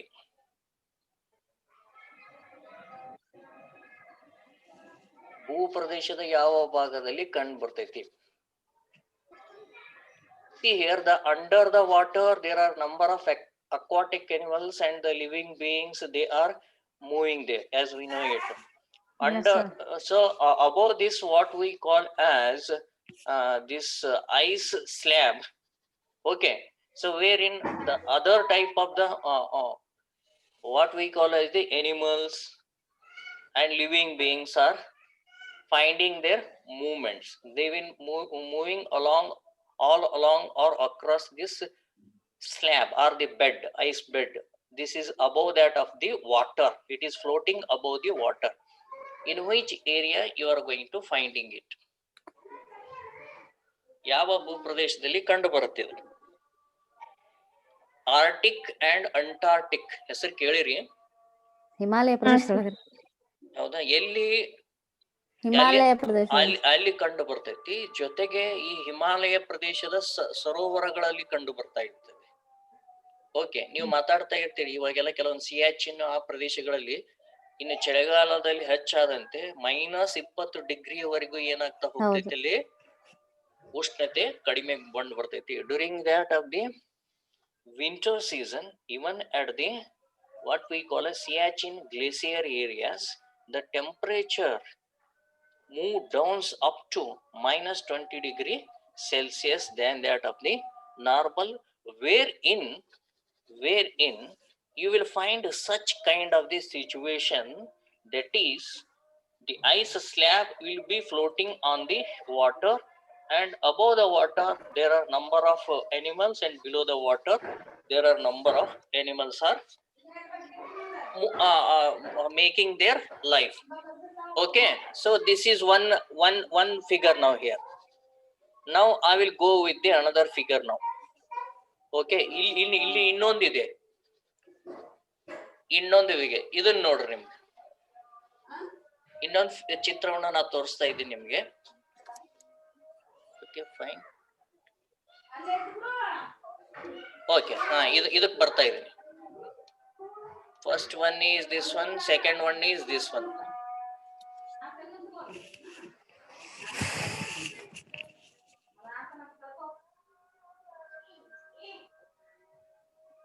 ಏನ್ ಅನ್ಸುತ್ತೆ ಇದರಲ್ಲಿ ನೀವು ನೋಡಿದ್ರೆ? ಐಸ್ ಹಗುರ ಆಗೈತ್ರಿ ಸರ್, ವಾಟರ್ ಹೆವಿ ಅದು. ಓಕೆ, ಇದು ಇಲ್ಲಿ ಬರ್ದಾರಂತ ನೀವ್ ಹೇಳ್ತೀರಿ ಈಗ? ಇಲ್ರಿ ಸರ್, ಐಸ್ ಯಾವಾಗ್ಲೂ ನೀರೊಳಗ್ ತೇಲ್ತಿರ್ತೈತಲ್ರಿ ಸರ್, ವೇಟ್ಲೆಸ್ ಇರ್ತೈತ ಅದು. ಹಾ, ವೇಟ್ಲೆಸ್ ಅಂತಲ್ಲ, ಕಡಿಮೆ ವೇಟ್ ಇರ್ತೈತಿ. ವೇಟ್ ಇದೆ, ಕಡಿಮೆ ವೇಟ್ ಇರ್ತೈತಿ. ನೀರಿಗಿಂತ ಕಡಿಮೆ ಇರ್ತೈತಿ. ನಿಮ್ಗೆ ಹೆಂಗ್ ಗೊತ್ತಾಗ್ತೈತಿ ಅದು? ತೇಲ್ತಿರ್ತೈತಲ್ರಿ ಸರ್, ತೇಲೋದ್ರಿಂದ ಸರ್. ನಿಮ್ಗೆಲ್ಲ ಗೊತ್ತಾಗ್ತಿರ ಹಂಗೆಲ್ಲ ನೋಡಿರಿ? ಏನ್ ಸರ್? ನೀವ್ ಎಲ್ಲಾರ ನೋಡಿರಿ ಹಿಂಗ ನೀರ್ ಮೇಲೆ ಇದು ಐಸ್ ತೇಲೋದು? ಹಾ ರೀ ಸರ್. ಎಲ್ಲಿ ನೋಡಿರಿ? ಮನ್ಯಾಗ ನೋಡಿ. ಮನ್ಯಾಗ ನೋಡಿರಿ. ಓಕೆ, ಎಲ್ಲಿ ಸೋಡಾ ಕುಡಿಯಾಕ? ನೀರೊಳಗ ಐಸ್ ಕ್ಯೂಬ್. ಸೋಡಾ ಇಲ್ರಿ ಸೋಡಾ ಸರ್ ನೀರೊಳಗ ಐಸ್ ಕ್ಯೂಬ್ ಹಾಕಿರ್ತೀವಲ್ರಿ ಸರ್ ಐಸ್ ಕ್ಯೂಬ್. ಅದ ಕೋಲ್ಡ್ ಡ್ರಿಂಕ್ಸ್ ಕುಡಿಯಾಕ ಹೋದಾಗ ಅಲ್ಲಿ ಮಾಡಿರ್ತಾರಲ್ಲ ಅಲ್ಲಿ ಅದಕ್ಕೆ ಐಸ್ ಹಾಕಂತ ಹಾಕ್ತಾರೆ, ಅಲ್ಲಿ ನೋಡಿರ್ತೀರಿ. ಹಾ ಸರ್. ಹಾ ರೀ ಸರ್. ಇವ ಎಕ್ಸ್ಪಾನ್ಷನ್ಸ್ ಇವೆಲ್ಲ. ಓಕೆ, ಹಂಗಾರಿ ಇಲ್ಲಿ ನೋಡ್ರಿ, ಇಲ್ಲಿ ಮತ್ತೆ ಇಲ್ಲಿ ಬರೋಣ ಈಗ. ಇದು ನನ್ನ ಪ್ರಶ್ನೆ ಏನಂದ್ರೆ ಇವೆರಡು ಚಿತ್ರ ನೋಡಿದ್ಮೇಲೆ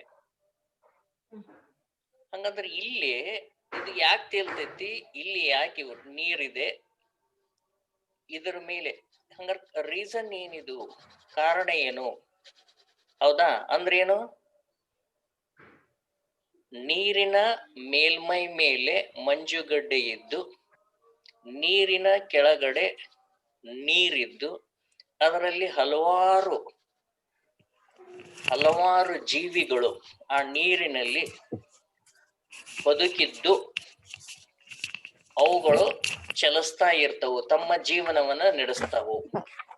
ಹೌದಾ? ಅರ್ಥತಲ್ಲ ನಾನು ಹೇಳಿದ್ದು? ನೀರಿನ ಮೇಲ್ಮೈ ಮೇಲೆ ಐಸ್ ಇದ್ದು ಮಂಜುಗಡ್ಡೆ ಇದ್ದು ಕೆಳಗಡೆ ಜೀವಿಗಳು ನೀರಿನಲ್ಲಿ ಜೀವಂತವಾಗಿರುತ್ತವೆ. ಹೌದು ಅಲ್ವೋ? ಯಾಕೆ? ಇದೇ ಪ್ರಶ್ನೆ ನಂದೀಗ. ಇಲ್ಲಿ ಎಂಗೇಜ್ ಆಯ್ತಾ? ಇಲ್ಲಿಗೆ ಬರ್ತಾ ಇದ್ದೀನಿ ನಾನು. ಇದೊಂದಾಯ್ತಾ? ಇದನ್ನ ನೋಡ್ರಿ, ನಿಮ್ಗೆ ಇನ್ನೊಂದು ಸ್ಟಿಮ್ಯುಲೇಷನ್ ಕೊಡ್ತೀನಿ ನಾನು ನಿಮ್ಗೆ. ಇದನ್ನ ಸ್ವಲ್ಪ ನೋಡ್ರಿ, ಏನ್ ಅನಿಸ್ತೈತಿ ನಿಮ್ಗೆ? ಇಲ್ಲಿ ನಿಮ್ಗೆ ವಿಚಾರ ಮಾಡಕ್ ಹಚ್ತಾ ಇದೀನಿ ನಾನು ನಿಮ್ಗೆ. ಇಲ್ಲಿ ಫಸ್ಟ್ ಪಿಕ್ಚರ್ ಒಳಗ ಬರೇ ಮಂಜು ಅದಾರಿ ಸರ್. Okay fine. ಅಲ್ಲಿ ಗಿಡಗಳ ಜಾಸ್ತಿ ಇದು ಬಿಡಂಗಿಲ್ಲ. ಬಟ್ ಸೆಕೆಂಡ್ ಪಿಕ್ಚರ್ ಒಳಗ ನೀರ್ ಕಡಿಮೆ ಇದೆ, ಅಲ್ಲೆಲ್ಲಾ ಗಿಡಗಳದ್ದು ಇದು ಜಾಸ್ತಿ ಅದಾರಿ, ಹಸಿರಾಗೈತಿ. ಅಲ್ಲ, ಫಸ್ಟ್ ಪಿಕ್ಚರ್ ನಲ್ಲಿನೂ ಗಿಡಗಳದಾವು. ಸೆಕೆಂಡ್ ಇಲ್ಲಿ ಮೇಲ್ಗಡೆ ಎರಡು ಏನಿದಾವಲ್ಲ, ಎಡಗಡೆ ಬಲಗಡೆ, ಇಲ್ಲಿ ಫಾರ್ ಎಕ್ಸಾಂಪಲ್ ನಾನು ತೋರಿಸ್ತಾ ಇದ್ದೀನಿ ನೋಡ್ರಿ ಇಲ್ಲಿ. ಹೌದಾ? ಇದು ಮತ್ತು ಇದು ಎರಡು ಒಂದೇ ಆಕ್ಚುಲಿ, ಆದ್ರೆ ಇದು ಸಾಮಾನ್ಯವಾಗಿ ಕಂಡು ಬರ್ತೈತಿ. ಇಲ್ಲಿ ಏನ್ ಕಂಡು ಬರ್ತೈತಿ? ಇದು ಮಂಜುಗಡ್ಡೆ ಅಂದ್ರೆ ಯಾವಾಗ ಕಂಡು ಬರ್ತಾ ಹೋಗ್ತೈತಿ? ಇದು ವಿಂಟರ್ ಸೀಸನ್ ಅರ್ಥ ಆಯ್ತಾ? ಇಲ್ಲ ಚಳಿಗಾಲದಾಗ ಇದು ಕಂಡು ಬರ್ತೈತಿ ಸನ್ನಿವೇಶ, ಬೇಸಿಗೆ ಕಾಲದಾಗ ಇದು ಕಂಡು ಬರ್ತೈತಿ. ಅರ್ಥ ಆಯ್ತು ಇಲ್ಲಿ ಹೇಳಿದ್ದು? ಇವ ಎರಡು ಪಿಕ್ಚರ್. ಇದು ಮೇಲ್ಗಡೆದ್ ಬಂದ್ವಿ ನಾವು. ಇದು ನೀರಿನ ಮೇಲ್ಮೈ ಮೇಲೆ ಮತ್ತು ಭೂ ಪ್ರದೇಶವನ್ನ ನೋಡ್ತಾ ಇದೀವಿ. So this is the above level of this lake. ಒಂದು ಲೇಕ್ ಅಂತಾರ ತಿಳ್ಕೋರಿ, ಒಂದು ಕೆರೆ ಅಂತಾರ ತಿಳ್ಕೋರಿ. Understand my point? ನಾವು think of this below part, ಈ ಬಿಲೋ ಪಾರ್ಟ್, ಈ ಬಿಲೋ ಪಾರ್ಟ್. ಇದ್ರ ಬಗ್ಗೆ ವಿಚಾರ ಮಾಡ್ರಿ, ಇದ್ರ ಬಗ್ಗೆ, ಈ ಕೆಳಗ್ ಬಗ್ಗೆ.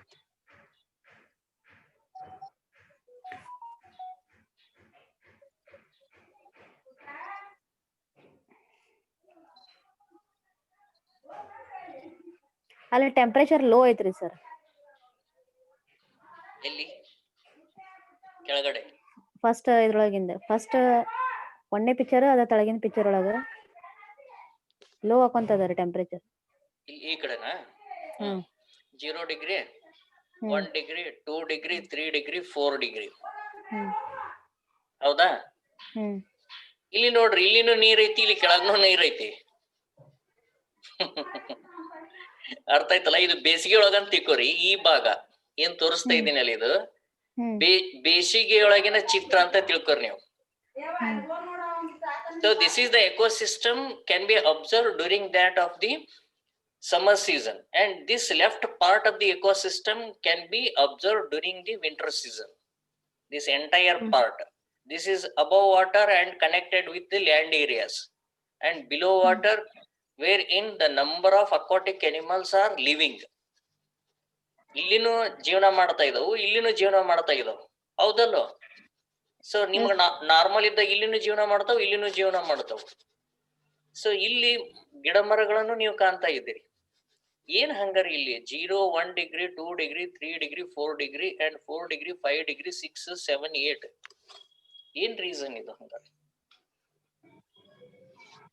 ಸರ್ ಸೆಕೆಂಡ್ ಪಿಕ್ಚರ್ ಒಳಗ ಅಂದ್ರ ನೀರಿನ ಜೊತೆಗೆ ಅವಕ್ಕ ಸೂರ್ಯನ ಶಾಖನ ಸಿಕ್ತಿತ್ರಿ ಸರ್. ಹಂಗಾಗಿ ಗಿಡ ಮರಗಳು ಅಲ್ಲಿ ಹಸಿರಾಗಿ ಕಾಣಿಸ್ತಾವ, ಹಸಿರಾಗಿ ಕಾಣಿಸ್ತಾವ. ಇಲ್ಲಿ ಫಸ್ಟ್ ಪಿಕ್ಚರ್ ಒಳಗ ಅದಕ್ಕೆ ಸೂರ್ಯನ ಆ ಗಿಡ ಮರಗಳನ್ನ ಬಿಟ್ಬಿಡೋಣ ಈಗ. You ಹಾ. leave it this one. We have to concentrate on this one only. ಅಲ್ಲ ಇಲ್ಲಿ ವಿಂಟರ್ ಸೀಸನ್ ಒಳಗ ಚಳಿ ಜಾಸ್ತಿ ಇರೋದ್ರಿಂದ ಸರ್ ಅಲ್ಲಿ ನೀರ್ ಹೋಗಿ ಐಸ್ ಆಗತ್ರಿ ಸರ್. ಓಕೆ. ಇಲ್ಲಿ ಬೇಸಿಗೆ ಒಳಗ ಅಂದ್ರೆ ಸೂರ್ಯನ ಶಾಖದಿಂದ ನೀರ್ ಕರಗಿ ನೀರ್ ಈಗ ಕಾನ್ಸ್ಟೆಂಟ್ ಆಗಿ ಇರ್ತಿತ್ರಿ ಸರ್, ಅದು ಐಸ್ ಆಗಂಗಿಲ್ಲ. ಈಗ ಫಾರ್ ಎಕ್ಸಾಂಪಲ್ 8 ಡಿಗ್ರಿ ಅಂತ ಇದೆ ಅಂತ ತಿಳ್ಕೊಳ್ಳೋಣ ಇಲ್ಲಿ ಬಲಭಾಗದಲ್ಲಿ. ಹೌದಾ? ನಾರ್ಮಲ್ ಸಿಚುವೇಶನ್ ದಾಗ 8 ಡಿಗ್ರಿ ಐತಿ, ಇಲ್ಲಿ ಮೇಲಿನ 8 ಡಿಗ್ರಿ ಐತಿ ಅಂತ ತಿಳ್ಕೊಳ್ಳೋಣ. Understand my point? ಇಲ್ಲಿ ಮೇಲಿನ 8 ಡಿಗ್ರಿ ಐತಿ ಅಂತ ತಿಳ್ಕೊಳ್ಳೋಣ. Okay, because the sunrise falls on this one, they will enter through this what we call as a water body, and it will hits off the topmost layer, and so that it will become the temperature of the surface of the water will be quite higher. ಹೌದಾ? ಇಲ್ಲಿ ಬೇಸಿಗೆ ಒಳಗ ಏನಾಗ್ತೈತಿ, ಬಿಸಿಲು ಬೀಳೋದ್ರಿಂದ ಮೇಲ್ಗಡೆ ಇರ್ತಕ್ಕಂತ ನೀರ್ ಏನೈತಿ ಕಾಯ್ತೈತಿ, ಅದ್ರ ಕೆಳಗಡೆ ಇದ್ದದ್ದು ಇನ್ನು ಸ್ವಲ್ಪ ಕಾಯ್ತೈತಿ. ಈ ತರ ಏನಾಗ್ತಾ ಹೋಗ್ತೈತಿ, the heat and temperature will be gradually decreasing downwards when it reach to that of the beneath level. Okay, or the lowest level. ಇಲ್ಲಿ ಟೆಂಪರೇಚರ್ ಕಡಿಮೆ ಆಗ್ಕೊಂತ ಹೋಗ್ತಾ ಇರ್ತೈತಿ, because sunrise won't reach. How it reaches the topmost part? Only few parts of the sun rays penetrate through this of the different layers of this water during the summer season. ಹೌದಾ? ಹೌದಲ್ವ?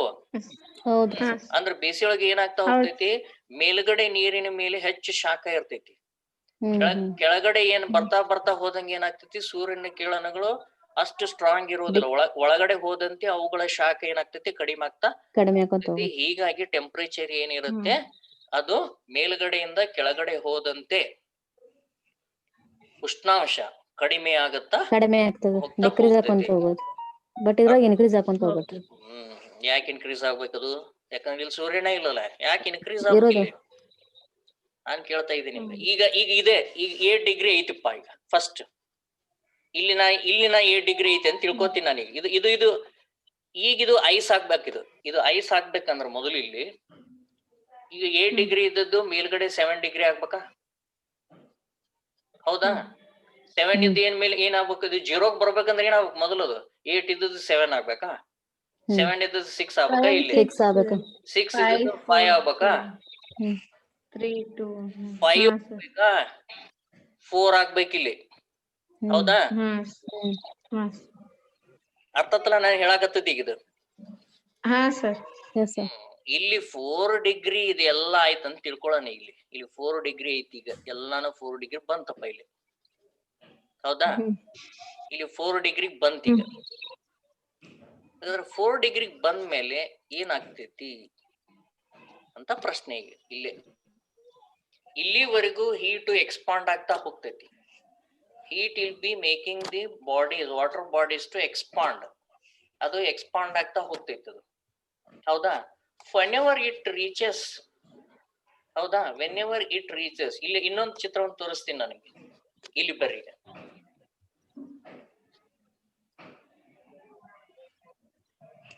ಇನ್ನೊಂದು ಚಿತ್ರ ಇಲ್ಲಿ ಬರ್ತಾ ಇದೀರಿ. Here take for example any lake. It is under 0 degree Celsius. Above here is -1 degree Celsius, and here 1 degree Celsius. Here it may be -1 degree Celsius or -2 degree Celsius, even -20 degree Celsius in the Siachen glare. ಅದ ಸಿಯಾಚಿನ್ ಪ್ರದೇಶಗಳಲ್ಲಿ, ಉತ್ತರ ಧ್ರುವಗಳಲ್ಲಿ ಇವನ್ -ಡಿಗ್ರಿಗೂ ಹೋಗ್ಬೋದು. ಆದ್ರೂ ಇಲ್ಲಿ ಒಳಗೆ ಏನಿರ್ತಾವ, ಇವೆಲ್ಲ ಜೀವಂತವಾಗಿರ್ತಾವ.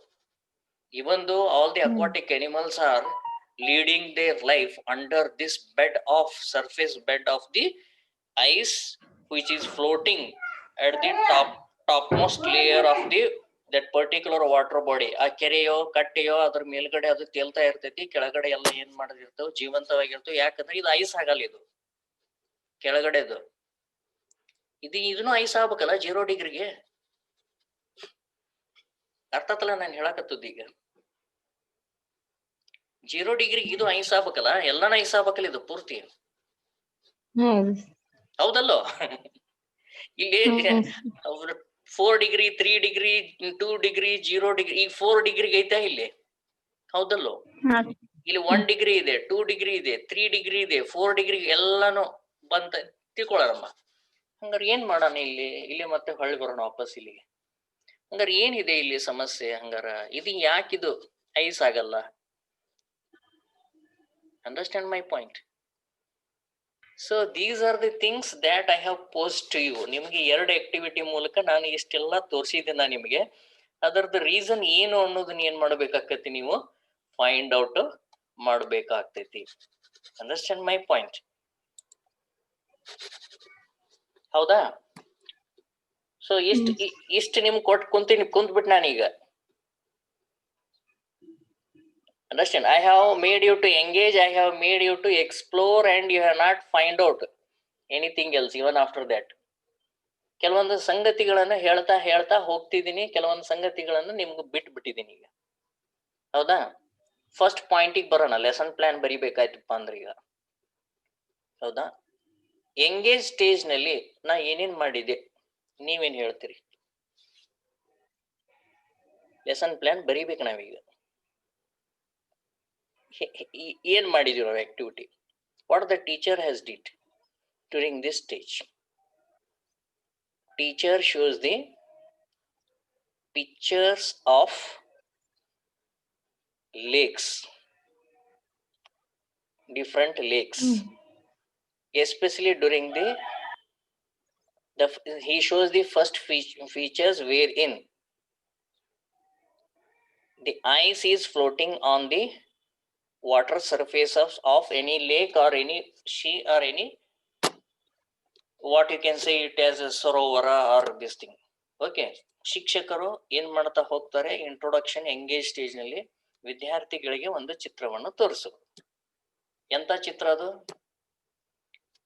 ಯಾವ ಚಿತ್ರದಲ್ಲಿ ಚಿತ್ರವನ್ನು ತೋರಿಸುವ ಚಿತ್ರವು, ಹೌದಾ, ಒಂದು ನೀರಿನ ಅಥವಾ ಕೆರೆ ಅಥವಾ ಸರೋವರದ್ದಾಗಿದ್ದು ಅಥವಾ ಸಮುದ್ರದ್ದಾಗಿದ್ದು, ಅದರ ಮೇಲ್ಮೈ ಮೇಲೆ ಹಿಮಬಂಡೆ ಅಥವಾ ಹಿಮವು ತೇಲ್ತಾ ಇದ್ದು, ಅದರ ಮೇಲ್ಗಡೆ ಪ್ರಾಣಿಗಳು ಓಡ್ತಾ ಇದ್ದಾವೆ, ಅದರ ಕೆಳಗಡೆ ನೀರಿದ್ದು ಅಲ್ಲಿ ಜಲಚರ ಪ್ರಾಣಿಗಳು ವಾಸಿಸುತ್ತಿವೆ.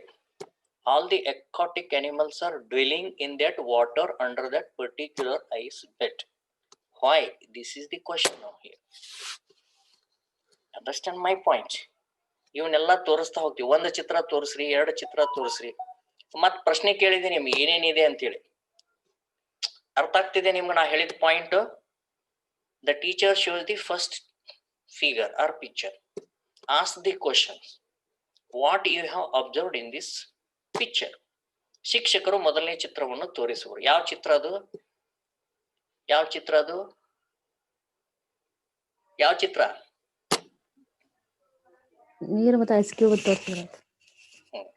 ಅರ್ಥ ನಾ ಹೇಳಿದ್ದು. ಸೊ ಒಂದು ಭೂ ಪ್ರದೇಶದ ಚಿತ್ರವನ್ನು ತೋರಿಸುವರು. ಅದರಲ್ಲಿ ಮಂಜುಗಡ್ಡೆ ಮೇಲ್ಗಡೆ ಇದ್ದು ಕೆಳಗಡೆ ನೀರಿನಲ್ಲಿ ಪ್ರಾಣಿಗಳು ಜೀವಿಸುತ್ತ ಚಿತ್ರವನ್ನು ತೋರಿಸುವರು. ವಿದ್ಯಾರ್ಥಿಗಳಿಗೆ ಪ್ರಶ್ನಿಸುವರು. Okay, what do you observe in this figure? ಇಷ್ಟೇ ಬರೆದು ಬಿಡುದು. ಆ ವಿದ್ಯಾರ್ಥಿಗಳು ಏನ್ ಮಾಡ್ತಾ ಕೊಡ್ತಾರ, ಆನ್ಸರ್ ಕೊಡ್ತಾ ಹೋಗ್ತಾರೆ. This is about the first figure. ನೀವೇ ಆನ್ಸರ್ ಕೊಟ್ಟಿರಿ ನನಗೆ. Understand my point? ಹಾ. Then after that one, teacher shows the second picture. Teacher first picture ತೋರಿಸ್ತಾರೆ ಇಲ್ಲಿ first. Okay, what he shows? Okay, again I will get back here. Teacher shows this figure. ಮೊದಲು ಇದನ್ನು ತೋರಿಸಿದ್ನಿ ನಾ ನಿಮ್ಗೆ. Understand my point? ಕಾಣಿಸ್ತಾ ಇದೆಯಲ್ಲ? ಹಾ. ನಿಮ್ಮಿಂದ ಉತ್ತರ ಏನೇನ್ ಹೇಳಿದ್ರಿ? ಕೆಲವರು ಅಲ್ಗೆ ಅಂತ ಹೇಳಿದ್ರಿ, ಕೆಲವರು ಇದು ಅಂತ ಹೇಳಿದ್ರಿ, ಎಲ್ಲಾನು ಹೇಳಿದ್ರಿ. This is A general type of this one. Okay, next second one. ಇಲ್ಲಿ ಏನ್ ತೋರಿಸಿದ್ದೆ ನಾನು? Teacher shows the second figure. What it shows? Ice is floating on the water. ಏನ್ ಉತ್ತರ? ವಿದ್ಯಾರ್ಥಿಗಳ ಉತ್ತರ ಏನ್ ಕೊಡ್ತಾರೆ? ಮಂಜುಗಡ್ಡೆ ತೇಲ್ತದೆ ಅಂತ ಹೇಳ್ತಾರೆ. Okay, fine. Next third one. ಶಿಕ್ಷಕರು 3ನೇ ಚಿತ್ರವನ್ನು ತೋರಿಸುವರು. ಇದರಲ್ಲಿ ನೀವೇನ್ ಕಾಣ್ತಾ ಇದೀರಿ ಅಂತ ಪ್ರಶ್ನೆ ಮಾಡ್ತಾರ ಅವರು. ಹೌದಾ? ಓಕೆ, ಕ್ಲಿಯರ್ ಆಯ್ತಲ್ಲ ನನ್ನ ಪಾಯಿಂಟ್ ನಿಮ್ಗೆ? ಏನಿದೆ ಜಲಚರ ಪ್ರಾಣಿಗಳು ಇಲ್ಲಿ ಟೆಂಪರೇಚರ್ಗೆ ಇಲ್ಲಿ ಬಂದ್ಬಿಟ್ಟೆ ನಾನು. ನೆಕ್ಸ್ಟ್ ಆಮೇಲೆ ಇಲ್ಲಿ ಇನ್ನೊಂದು ಬಂದೆ ಇಲ್ಲಿ. 4ನೇ ಚಿತ್ರ ತೋರಿಸೋರು. Understand my point. ಇಲ್ಲಿನೂ ಕೂಡ ಏನದಾವ, ಜಲಚರ ಪ್ರಾಣಿಗಳು ಜೀವಿಸ್ತಾ ಇದಾವು. ಹೌದಾ? ಹಂಗಂದ್ರೆ ಯಾಕೆ ಇವು 0 ಡಿಗ್ರಿ ಕೆಳಗಡೆ ಬಂದ್ರೂ ಕೂಡ ಈ ಮಳೆಗಾಲದಲ್ಲ, ಯಾವ್ದಿದು ಚಳಿಗಾಲದಲ್ಲಿ ಇದು ಯಾಕೆ ಟೆಂಪರೇಚರ್ 432 ಡಿಗ್ರಿ ಸೆಲ್ಸಿಯಸ್ ಇರ್ತೈತಿ? ಇದು ಯಾಕೆ 4 ಡಿಗ್ರಿ ಇತ್ತಪ್ಪ ಅಂದ್ರೆ ಇದು ಯಾಕೆ ಇಲ್ಲಿ 0 ಡಿಗ್ರಿ ಇದು ಯಾಕೆ ಐಸ್ ಆಗೋದಿಲ್ಲ? ಇವೆಲ್ಲ ಪ್ರಶ್ನೆಗಳು ಸಾಕಷ್ಟು ಬಂದ್ಬಿಡ್ತಾವ. ಅರ್ಥ ಆತಲ್ಲ ಹೇಳಕತ್ತದ ಈಗ? So in this way I have posed the problem to you. ನಾನು ನಿಮ್ಗೆ ಪ್ರಾಬ್ಲಮ್ಸ್ ಗಳನ್ನ ಪೋಸ್ ಮಾಡಿಬಿಟ್ಟೆ ನಾನು ನಿಮ್ಗೆ ಇಲ್ಲಿವರೆಗೂ. ಈಗ ಪ್ರಶ್ನೆ ಏನ್ ನಿಮ್ಗೆ,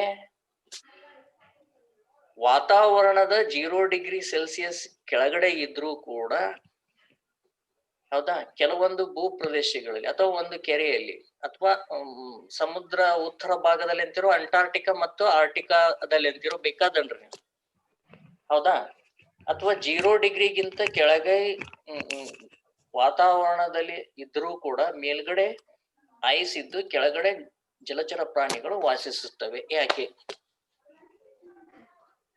ಅದು ಪೂರ್ತಿ ಐಸ್ ಆಗ್ಬೇಕಿತ್ತಲ್ಲ, ಯಾಕೆ? ಈ ಸಮಸ್ಯೆಯನ್ನು ಏನ್ ಮಾಡಿದೀನಿ ನಾನು ನಿಮ್ಗೆ ಕೊಟ್ಟಿದ್ದೀನಿ. ಈ ಸಮಸ್ಯೆಯನ್ನ ನಿಮ್ಗೂ ಅರ್ಥ ಆಗ್ತಿದೆಯಲ್ಲ ಈ ಸಮಸ್ಯೆ ನಿಮ್ಗಿದು?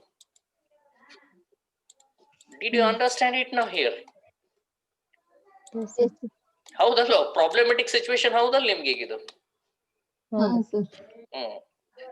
ಈಗ ಮುಂದೆ ಏನ್ ಮಾಡ್ಬೇಕು ನೀವು? ಎಕ್ಸ್ಪ್ಲೋರೇಷನ್ಗೆ ಹೋಗ್ಬೇಕು, ಹೌದಾ? ಎಕ್ಸ್ಪ್ಲೋರೇಷನ್ಗೆ ಹೋಗ್ಬೇಕಂತಂದ್ರೆ ನೀವು ಕೆಲವೊಂದ್ ಏನ್ ಮಾಡ್ಬೇಕಾಗ್ತೈತಿ. ಹಾಗಾದ್ರೆ ಇದು ಯಾವಾಗ 0 ಡಿಗ್ರಿಗೆ ಬಂತಂದ್ರೆ ಇದು ಐಸ್ ಆಗುತ್ತೆ. ಹಾಗಾದ್ರೆ ಇದು ಐಸ್ ಆಗಲ್ಲ. ಇವು ಕ್ಲೂ, ಹೌದಾ? ನೆಕ್ಸ್ಟ್ ಇಲ್ಲಿ ಬಂತ್ ನೋಡ್ರಿ, ಹೌ ಡಸ್ ಇದು ಓದಬಾರ್ದು ಅವ್ರು, ಬರೀ ಇದನ್ನಷ್ಟ ನೋಡ್ಬೇಕು ಅವ್ರು. ನೋಡೇ ಹೇಳ್ಬೇಕು. ಇಲ್ಲಿ ಮೇಲ್ಗಡೆ ಏನಿದೆ ಇದಾಗ್ತಾ ಹೋಗ್ತೈತಿ. ಈಗ ಹಿಂಗ್ ಬರೋಣ, ಇಲ್ಲಿ ಮತ್ತೆ ಇನ್ನೊಮ್ಮೆ ಬರೋಣ, ಮತ್ತೆ ನಿಮಗ್ ಕ್ಲೂ ಕೊಡ್ತಾ ಹೋಗ್ತೀನಿ ನಾನು ನಿಮ್ಗೆ ಇಲ್ಲಿ. ಓಕೆ, ಇಲ್ಲಿ 8, 7, 6, 4, 5 ಐತಿ. ಇದು 0 ಡಿಗ್ರಿ ಆಗ್ತೈತಿ. 8ರಿಂದ 0 ಡಿಗ್ರಿ ಆಗ್ಬೇಕಿದೆ, ಹೌದಾ? ಅದಕ್ಕಿಂತ ಮುಂಚೆ ಏನಾಗಿರ್ತೈತಿ? 1 ಡಿಗ್ರಿ ಇರ್ತೈತಿ, 2 ಡಿಗ್ರಿ ಇರ್ತೈತಿ, 3 ಡಿಗ್ರಿ ಇರ್ತೈತಿ, 4 ಡಿಗ್ರಿ ಇರ್ತೈತಿ. ಓಕೆ, ಇದು ಎಲ್ಲ 4 ಡಿಗ್ರಿ ಇದ್ದಾಗ ಏನಾಗಿರ್ತೈತಿ ಇಲ್ಲಿ ಕಂಪ್ಲೀಟು? ಎಲ್ಲ 4 ಡಿಗ್ರಿ ಇದ್ದಾಗ ಏನಾಗಿರ್ತೈತಿ? ಇದು ಕ್ಲೂ ಕೊಡ್ತಾ ಇದೆ. ಇಲ್ಲಿ ಹಂಗಾರೆ ಇದು ಐಸ್ ಇದೆ, ಹಂಗಾರೆ ಇದು ಕೆಳಗಡೆ ಇಲ್ಲ ವಾಟರ್ ಇದೆ. ವಾಟರ್ ಇದೆ, ಹೌದಾ? ಹಂಗಾರೆ ಇಲ್ಲಿ ಮೇಲ್ಗಡೆ ಏನಿರ್ಬೇಕು? ಹಂಗಾರೆ 4 ಡಿಗ್ರಿ ಇದ್ದಾಗ ಇದು ಇಲ್ಲಿ 8 ಡಿಗ್ರಿ ಇದೆಯಾ? 7, 6, 5, 4 ಡಿಗ್ರಿ. ಇಲ್ಲಿ ಏನಿದೆ? ಇಲ್ಲಿನೂ ನೀರ ಇದೆ. ಇಲ್ಲಿ ಕಂಪ್ಲೀಟ್ 4 ಡಿಗ್ರಿ ಇದ್ರೆ ಏನಾಗಿರ್ತೈತಿ? ಅಲ್ಲಿನೂ ನೀರ ಇರ್ತೈತಿ, ಹೌದಾ? ಯಾವಾಗಿದು 4 ಡಿಗ್ರಿ ರೀಚ್ ಆಗುತ್ತೈತಿ, say for example, so this water body whenever it reaches 5 degree, below 5 degree Celsius, whenever it reaches to 4 degree Celsius, it makes in a different way. It develops in a different way. ಏನಾಗ್ತಾ ಹೋಗ್ತೈತೆ? ಅದು expand ಆಗೋ ಬದ್ಲಿ ಆ water layer, ಅಬೋ layer ಏನಿರುತ್ತಲ್ಲ ಅದು ಮೇಲ್ಗಡೆ layer.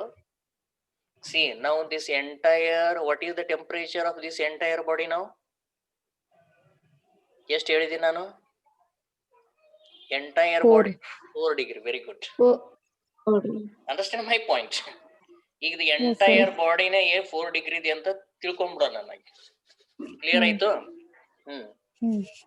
ಯಾವಾಗ ಇದು 4 degree layer ಯಾವಾಗ ಬರುತ್ತೆ ಅಲ್ಲ ಎಲ್ಲಾನು,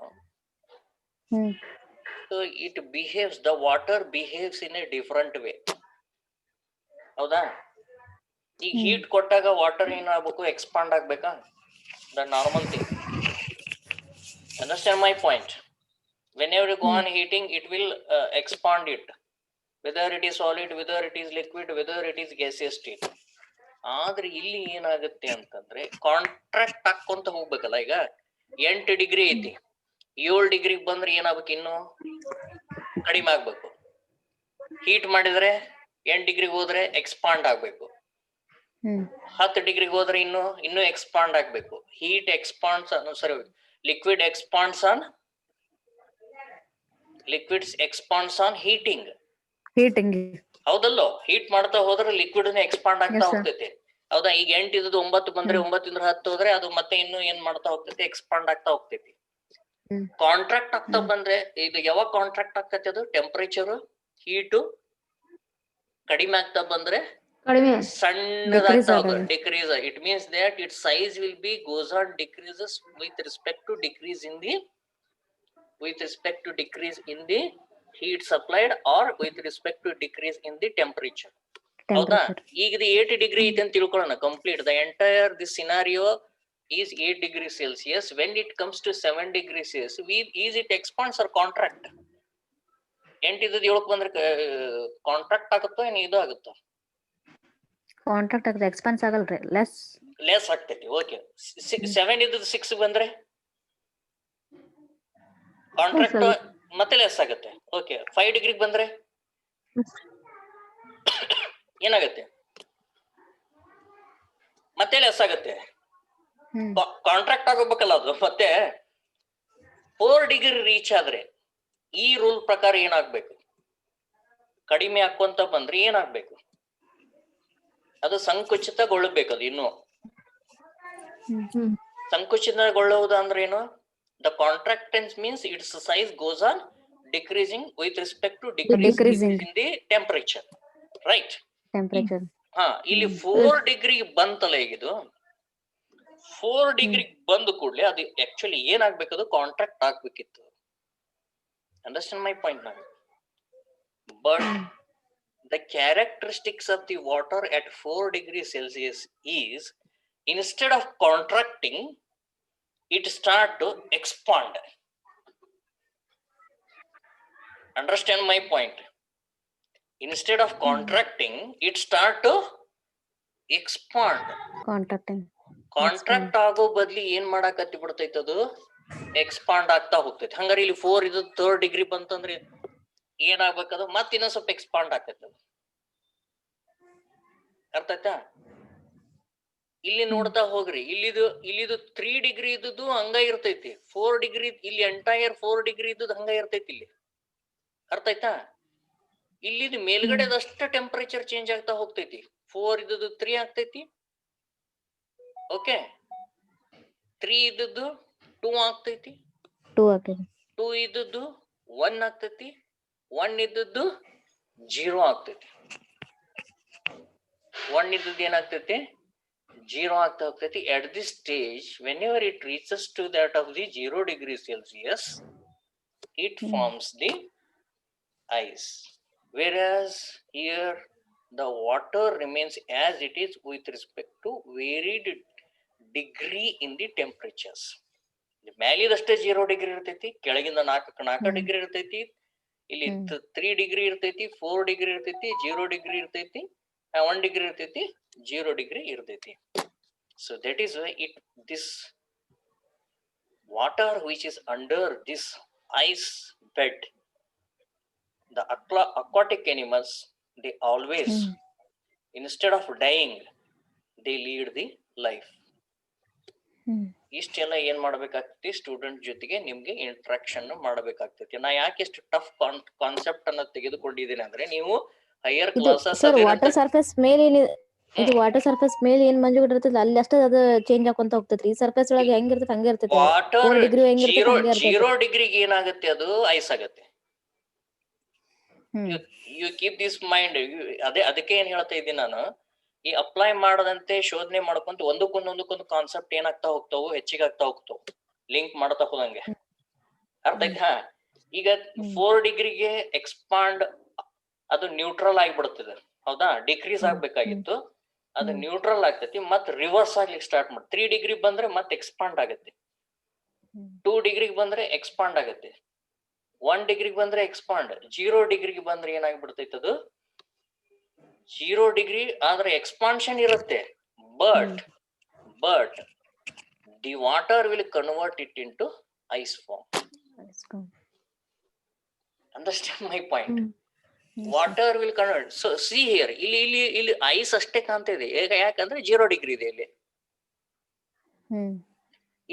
ಇಲ್ಲಿ 0 ಡಿಗ್ರಿ ಹೋಗ್ಬಿಡ್ತೈತಿ, ಇದು ಅಷ್ಟ ಐಸ್ ಆಗುತ್ತೆ, ಈ ವಾಟರ್ ಅಷ್ಟೇ ಐಸ್ ಆಗುತ್ತೆ. ಈ ಒಂದು ಟೆಂಪರೇಚರ್ ಇಲ್ಲಿ ಏನಿರುತ್ತೆ below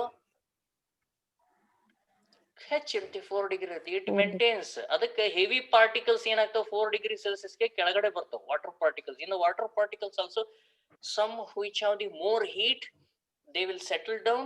Some which are less heat, they will be above that particular layer. ಈ 4 ಡಿಗ್ರಿ ಇದ್ದು ಕೆಳಗಡೆ ಹೀಟ್ ಜಾಸ್ತಿ ಸ್ಟೋರ್ ಆಗಿಬಿಡ್ತೈತೆ ಅದು. ಯಾಕಂದ್ರೆ ಹೀಟ್ ಕೆಳಗಡೆ ಇದ್ದದ್ ಮೇಲ್ಗಡೆ ಹೋಗತ್ತಲ್ಲ. ಈಗ ನೇಚರ್ಗೆ ಇದು ಡಿಸ್ಟ್ರಿಬ್ಯೂಟ್ ಆಗ್ಬೇಕಲ್ಲ ಈ ಹೀಟ್, ಹೌದಾ?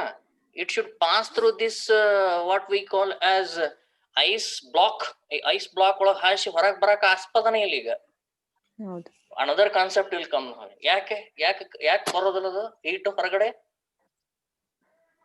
One more concept is there here. ಇನ್ನೊಂದು ಕಾನ್ಸೆಪ್ಟ್ ಏನದು? ಐಸ್ ಈಸ್ ಐಸ್ ಬ್ಲಾಕ್ ಆಗ್ಬಿಟ್ಟಿರ್ತೈತಿ ಅಲ್ಲಿ. ಅಂದ್ರ ಕಣಗಳು ಒತ್ತೊತ್ತಾಗಿರ್ತಾವ, ಬಹಳ ಒಂದಕ್ಕೊಂದ್ ಇದಾಗಿರ್ತಾವ. ಇಲ್ಲ ಅನದರ್ ಕ್ಯಾರೆಕ್ಟರ್ ಈಸ್ ದೇರ್. ಇನ್ನೊಂದು ಐಸದ್ದು, ಈಗ ನೀರಿನ ಕ್ಯಾರೆಕ್ಟರ್ ಬೇರೆ, ಐಸದ ಕ್ಯಾರೆಕ್ಟರ್ ಬೇರೆ. ನೀರ್ ಇತ್ತಪ್ಪ ಅಂದ್ರೆ ಹೀಟ್ ಏನಾಗ್ತೈತಿ, it will transfer from one to another molecules. ಹೌದಲ್ಲ? ಹೀಟ್ ನೀವು ನೀರನ್ನ ಹೀಟ್ ಮಾಡಿದ್ರೆ ಅದು ಒಂದಕ್ಕೆ ಇನ್ನೊಂದು ಕಣಗಳಿಗೆ ಏನಾಗ್ತೈತಿ, ಪ್ರಸಾರ ಆಗ್ತೈತಿ. Understood?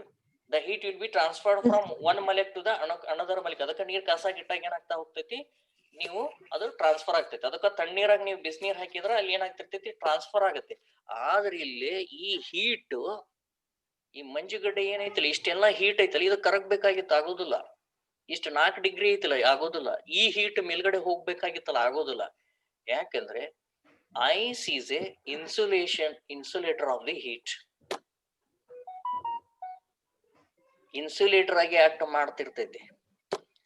It won't allow heat to go out of it water body, whatever it is there under that particular water body. ಈ heat 4 ಡಿಗ್ರಿ 3 ಡಿಗ್ರಿ 2 ಡಿಗ್ರಿ ಇಲ್ಲಿ ಅಬೋ ಏನಿರ್ತೈತಿ 1 ಡಿಗ್ರಿ ಇರ್ತೈತಲ್ಲ, ಕೆಳಗಡೆ ಹೋದಂತೆ ಶಾಖ ಜಾಸ್ತಿ ಇರ್ತೈತಿ.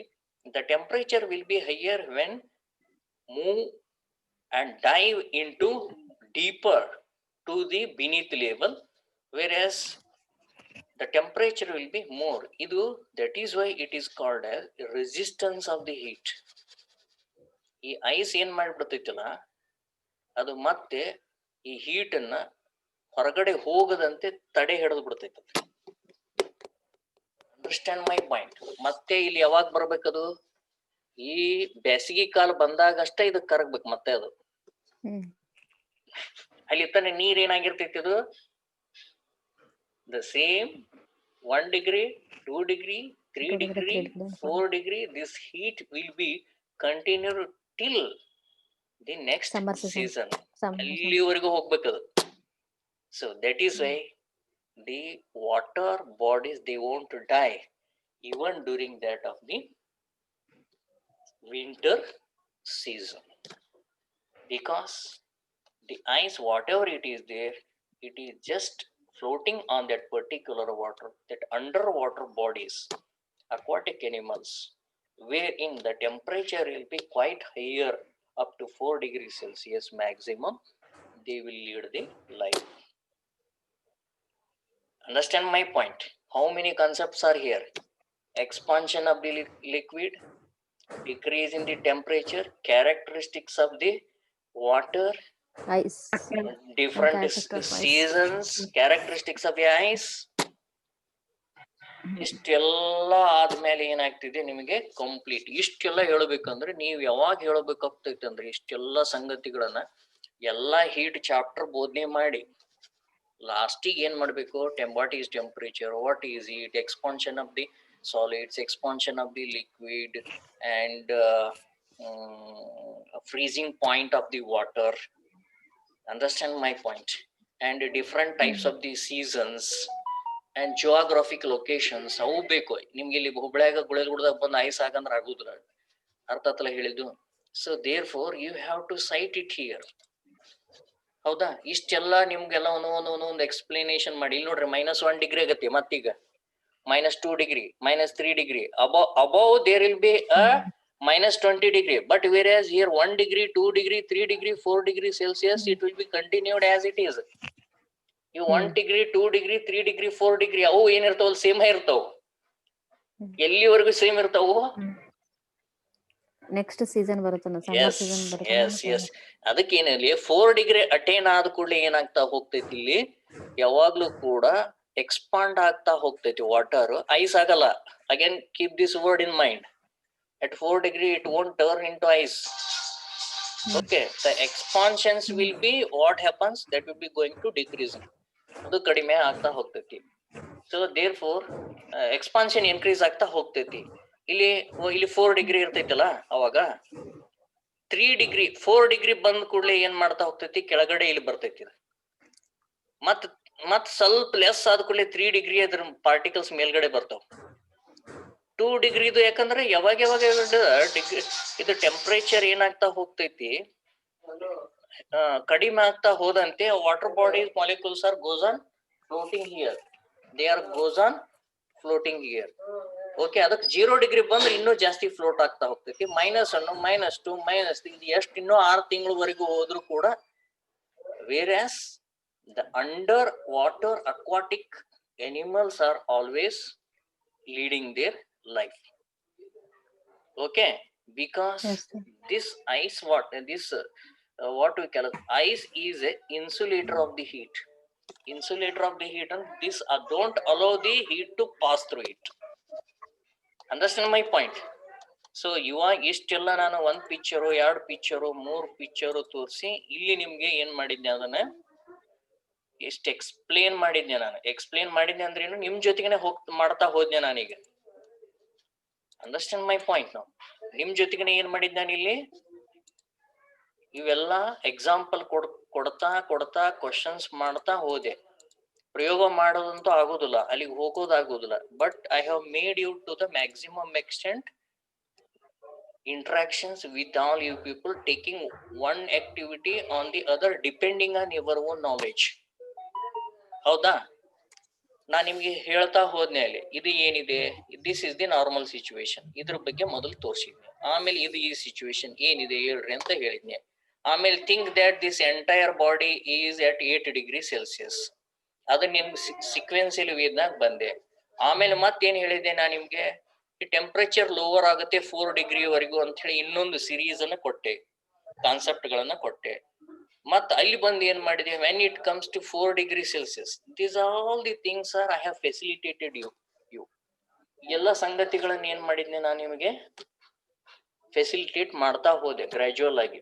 ನಿಮಗೆ ಇಷ್ಟು ಪಿಕ್ಚರ್ ಎಲ್ಲ ಕೊಟ್ಟರು ಇಷ್ಟು ಕಷ್ಟ ಆಗ್ತಿದೆ, ಇನ್ನು ಸುಮ್ನೆ ನಾ ಹೇಳಿದ್ದೆ ಅಂದ್ರೆ ಏನೋ ಅರ್ಥ ಆಗ್ತಿರ್ಲಿಲ್ಲ. Understand my point? So therefore ಇದನ್ನ ಯಾವಾಗ ಹೇಳ್ಬೇಕಂದ್ರೆ ಎಲ್ಲ ಆಲ್ಮೋಸ್ಟ್ ಹೀಟ್ ಚಾಪ್ಟರ್ಸ್ ಎಲ್ಲ ಮುಗಿದ್ಮೇಲೆ, ಇಲ್ಲಿ ಬಯಾಲಜಿ ಅವ್ರಿಗೆ ಹೆಲ್ಪ್ ಆಗುತ್ತೆ. ಇದು ಕೆಮಿಸ್ಟ್ರಿ ವಾಟರ್ ಇದೆ, ಬಯಾಲಜಿ ಅಕ್ವಾಟಿಕ್ ಅನಿಮಲ್ಸ್ ಇದೆ, ಫಿಸಿಕ್ಸ್ ನವ್ರಿಗೆ ಹೀಟ್ ಇದೆ.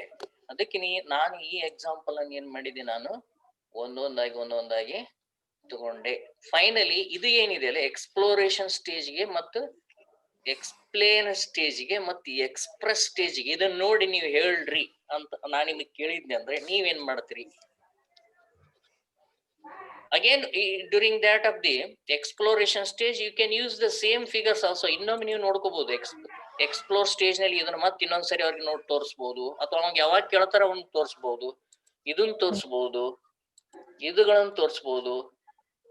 ನೀವು ಕ್ಲೀವ್ ಕೊಡ್ತಾ ಹೋಗೋದು, ಎಕ್ಸ್ಪಾನ್ಷನ್ ಆಫ್ ಹೀಟ್ ಯಾವಾಗ ಬೇಕಾಗ್ತೈತಿ, ಏನು ಎಂತ, ಇದನ್ನೆಲ್ಲ ನೀವು ಒಂದೊಂದಾಗಿ ಯಾವಾಗ ಬೇಕೋ ಅವಾಗ ಏನ್ ಮಾಡ್ತಾ ಹೋಗ್ತೀರಿ, ಎಕ್ಸ್ಪ್ಲೋರ್ ಮಾಡ್ತಾ ಹೋಗ್ತೀರಿ. ಇದ್ರ ಬದಲಾಗಿ ನಾನು ಮತ್ತೇನ್ ತೋರಿಸಬಹುದು ಇತ್ತು ಹೇಳ್ರಿ? ಪಿಕ್ಚರ್ ಬದಲಾಗಿ ಮತ್ತೇನ್ ತೋರಿಸಬಹುದು ನಾನು?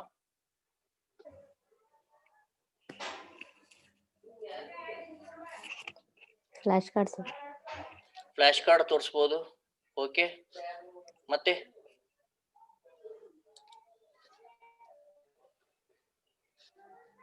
ವಿಡಿಯೋ ತೋರಿಸಬಹುದಿತ್ತು ಅಲ್ಲಿ. ಇದು ಫ್ಲಾಶ್ ಕಾರ್ಡ್ ತೋರಿಸಬಹುದಿತ್ತು, ಹೌದಾ? ಅವಾಗ ಫ್ಲಾಶ್ ಕಾರ್ಡ್ ಶಿಕ್ಷಕರು ಫ್ಲಾಶ್ ಕಾರ್ಡ್ ಅಂತ ಯೂಶುವಲಿ ಎಲ್ಲಿ ತೋರಿಸ್ತೀವಿ ಅಂತಂದ್ರೆ, ನಾವು ಗ್ರಾಮರ್ ಸೆಕ್ಷನ್ ಅಲ್ಲಿ ಏನಿರುತ್ತಲ್ಲ, ಯಾವ್ದಾರ ಟರ್ಮ್ಸ್ ಇದನ್ನ ಯೂಸ್ ಮಾಡುವಲ್ಲಿ, ಲೇಬಲಿಂಗ್ ಮಾಡುವಲ್ಲಿ ಅಲ್ಲಿ ಹೆಚ್ಚಾಗಿ ಯೂಸ್ ಮಾಡ್ತಾ ಹೋಗ್ತೀವಿ. ಸೊ ನೀವೇ ಫಿಗರ್ ತೋರಿಸ್ಬೋದಿತ್ತು, ವಿಡಿಯೋ ತೋರಿಸ್ಬೋದು. ಓಕೆ, ವಿಡಿಯೋ ತೋರಿಸಿ, ನಿಮಗೆ ಡಿಫ್ರೆಂಟ್ ವಿಡಿಯೋ ತೋರಿಸಿ, ಕನ್ಸರ್ನ್ ವಿಡಿಯೋ ತೋರಿಸಿ, ಸಂಬಂಧಪಟ್ಟಂತ ವಿಡಿಯೋ ತೋರಿಸಿ ಏನ್ ಮಾಡ್ಬೋದಿತ್ತು ನೀವು ಮಾಡ್ಬೋದು. ಓಕೆ, ಇದನ್ನ ನಾನು ಮೊದಲು ತೋರಿಸ್ಲಿಲ್ಲ. ನಾನು ನಿಮ್ಗೆ ಇದನ್ನ ಮೊದಲು ತೋರಿಸಿದ್ರೆ ಏನಾಗ್ತಿತ್ತು, ಸ್ವಲ್ಪ ಮಟ್ಟಿಗೆ ಕಷ್ಟ ಆಗ್ತಿತ್ತು. ಇಲ್ಲಿ ನೋಡಿ 0 ಡಿಗ್ರಿ 1 ಡಿಗ್ರಿ ಯಾವಾಗ ತಗೊಂಡೆ ನಾನು, ಇದಾದ್ಮೇಲೆ ಇಲ್ಲಿಗೆ ಬಂದೆ ನಾನು. ಹೌದಾ, ಇಲ್ಲಿ ಮತ್ತೇನ್ ಹೇಳಿದ್ದೆ ನಾನು, -1 ಡಿಗ್ರಿ ಇರುತ್ತೆ, -2, -4, -20 ವರೆಗೂ ಆಗುತ್ತೆ ಅಂತ ಹೇಳಿದ್ ನಾನು. ಓಕೆ, ಈಗ ಇಲ್ಲಿಗೆ ಬರ್ತೀನಿ. ಈಗ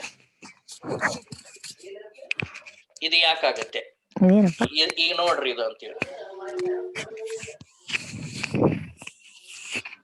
ಏನಾಗಿದೆ, ಒಂದ್ ಕಡೆ ಬಾಟ್ಲಿ ಇದೆ, ಹೌದಾ? ಬಾಟ್ಲಿ ಏನಾಗಿದೆ, ಇದು ಬ್ರೇಕ್ ಆಗಿದೆ. ಬ್ರೇಕ್ ಆಗಿದೆ. ಯಾಕೆ ಬ್ರೇಕ್ ಆಗಿದೆ? ಐಸ್ ಕ್ಯೂಬ್ ಒಳಗೆ ಇಟ್ಟಿದ್ದಾರೆ ಸರ್. ಅದ ಐಸ್ ಕ್ಯೂಬ್ ಒಳಗೆ ಇದ್ರ ಫ್ರೀಜರ್ ನಲ್ಲಿ ಇಟ್ಟಿದ್ರಿ, ಅದ್ರ ಫುಲ್ ತುಂಬಿದ್ರೆ ಅಂದ್ರ ವಾಟರ್ ಏನಾಗ್ಬಿಡ್ತೈತಿ, ಅದು 0 ಡಿಗ್ರಿ ಬಂತಂದ್ರೆ ಏನಾಗ್ಬಿಡ್ತೈತಿ, ಅದು it will start to expand ಆಗ್ತೈತಿ. ಅವಾಗ ಏನಾಗ್ತೈತಿ, ಬ್ರೇಕ್ ಆಗ್ತೈತಿ. ಬ್ರೇಕ್ ಆಕೈತಿ. ಇದು ಎಲ್ಲಿ ನಡೀತೈತಿ, ಇದು ನೀವು ಕ್ಲಾಸ್ ರೂಮ್ ನಲ್ಲಿ ಹೇಳಿದ್ದಲ್ಲ. ಇದು ನೀವು ಕೇಳ್ತೀರ, ಅದು ಫ್ರಿಜ್ ನಾಗ ಇಟ್ಟಾಗ ಒಮ್ಮೆ ಇಡ್ರಿ, 2-3 ದಿವಸ ಇಟ್ಟು ಫ್ರೀಜರ್ ನಾಗ ಇಟ್ಟು ನೋಡ್ಕೊಂಡ್ ಬರ್ರಿ ವಿದ್ಯಾರ್ಥಿಗಳಂತ ಹೇಳ್ತೀರಿ. ಅವಾಗ ಏನ್ ಮಾಡ್ತಾರ, ಅವ್ರ ಅದನ್ನ ಮಾಡ್ತಾರ. ಅವಾಗ ಅವ್ರ ನಾಲೆಜ್ ಏನಾಗ್ತೈತಿ, ಇನ್ಕ್ರೀಸ್ ಆಕೈತಿ, ಎಕ್ಸ್ಪಾಂಡ್ ಆಗ್ತೈತಿ. Understand my point?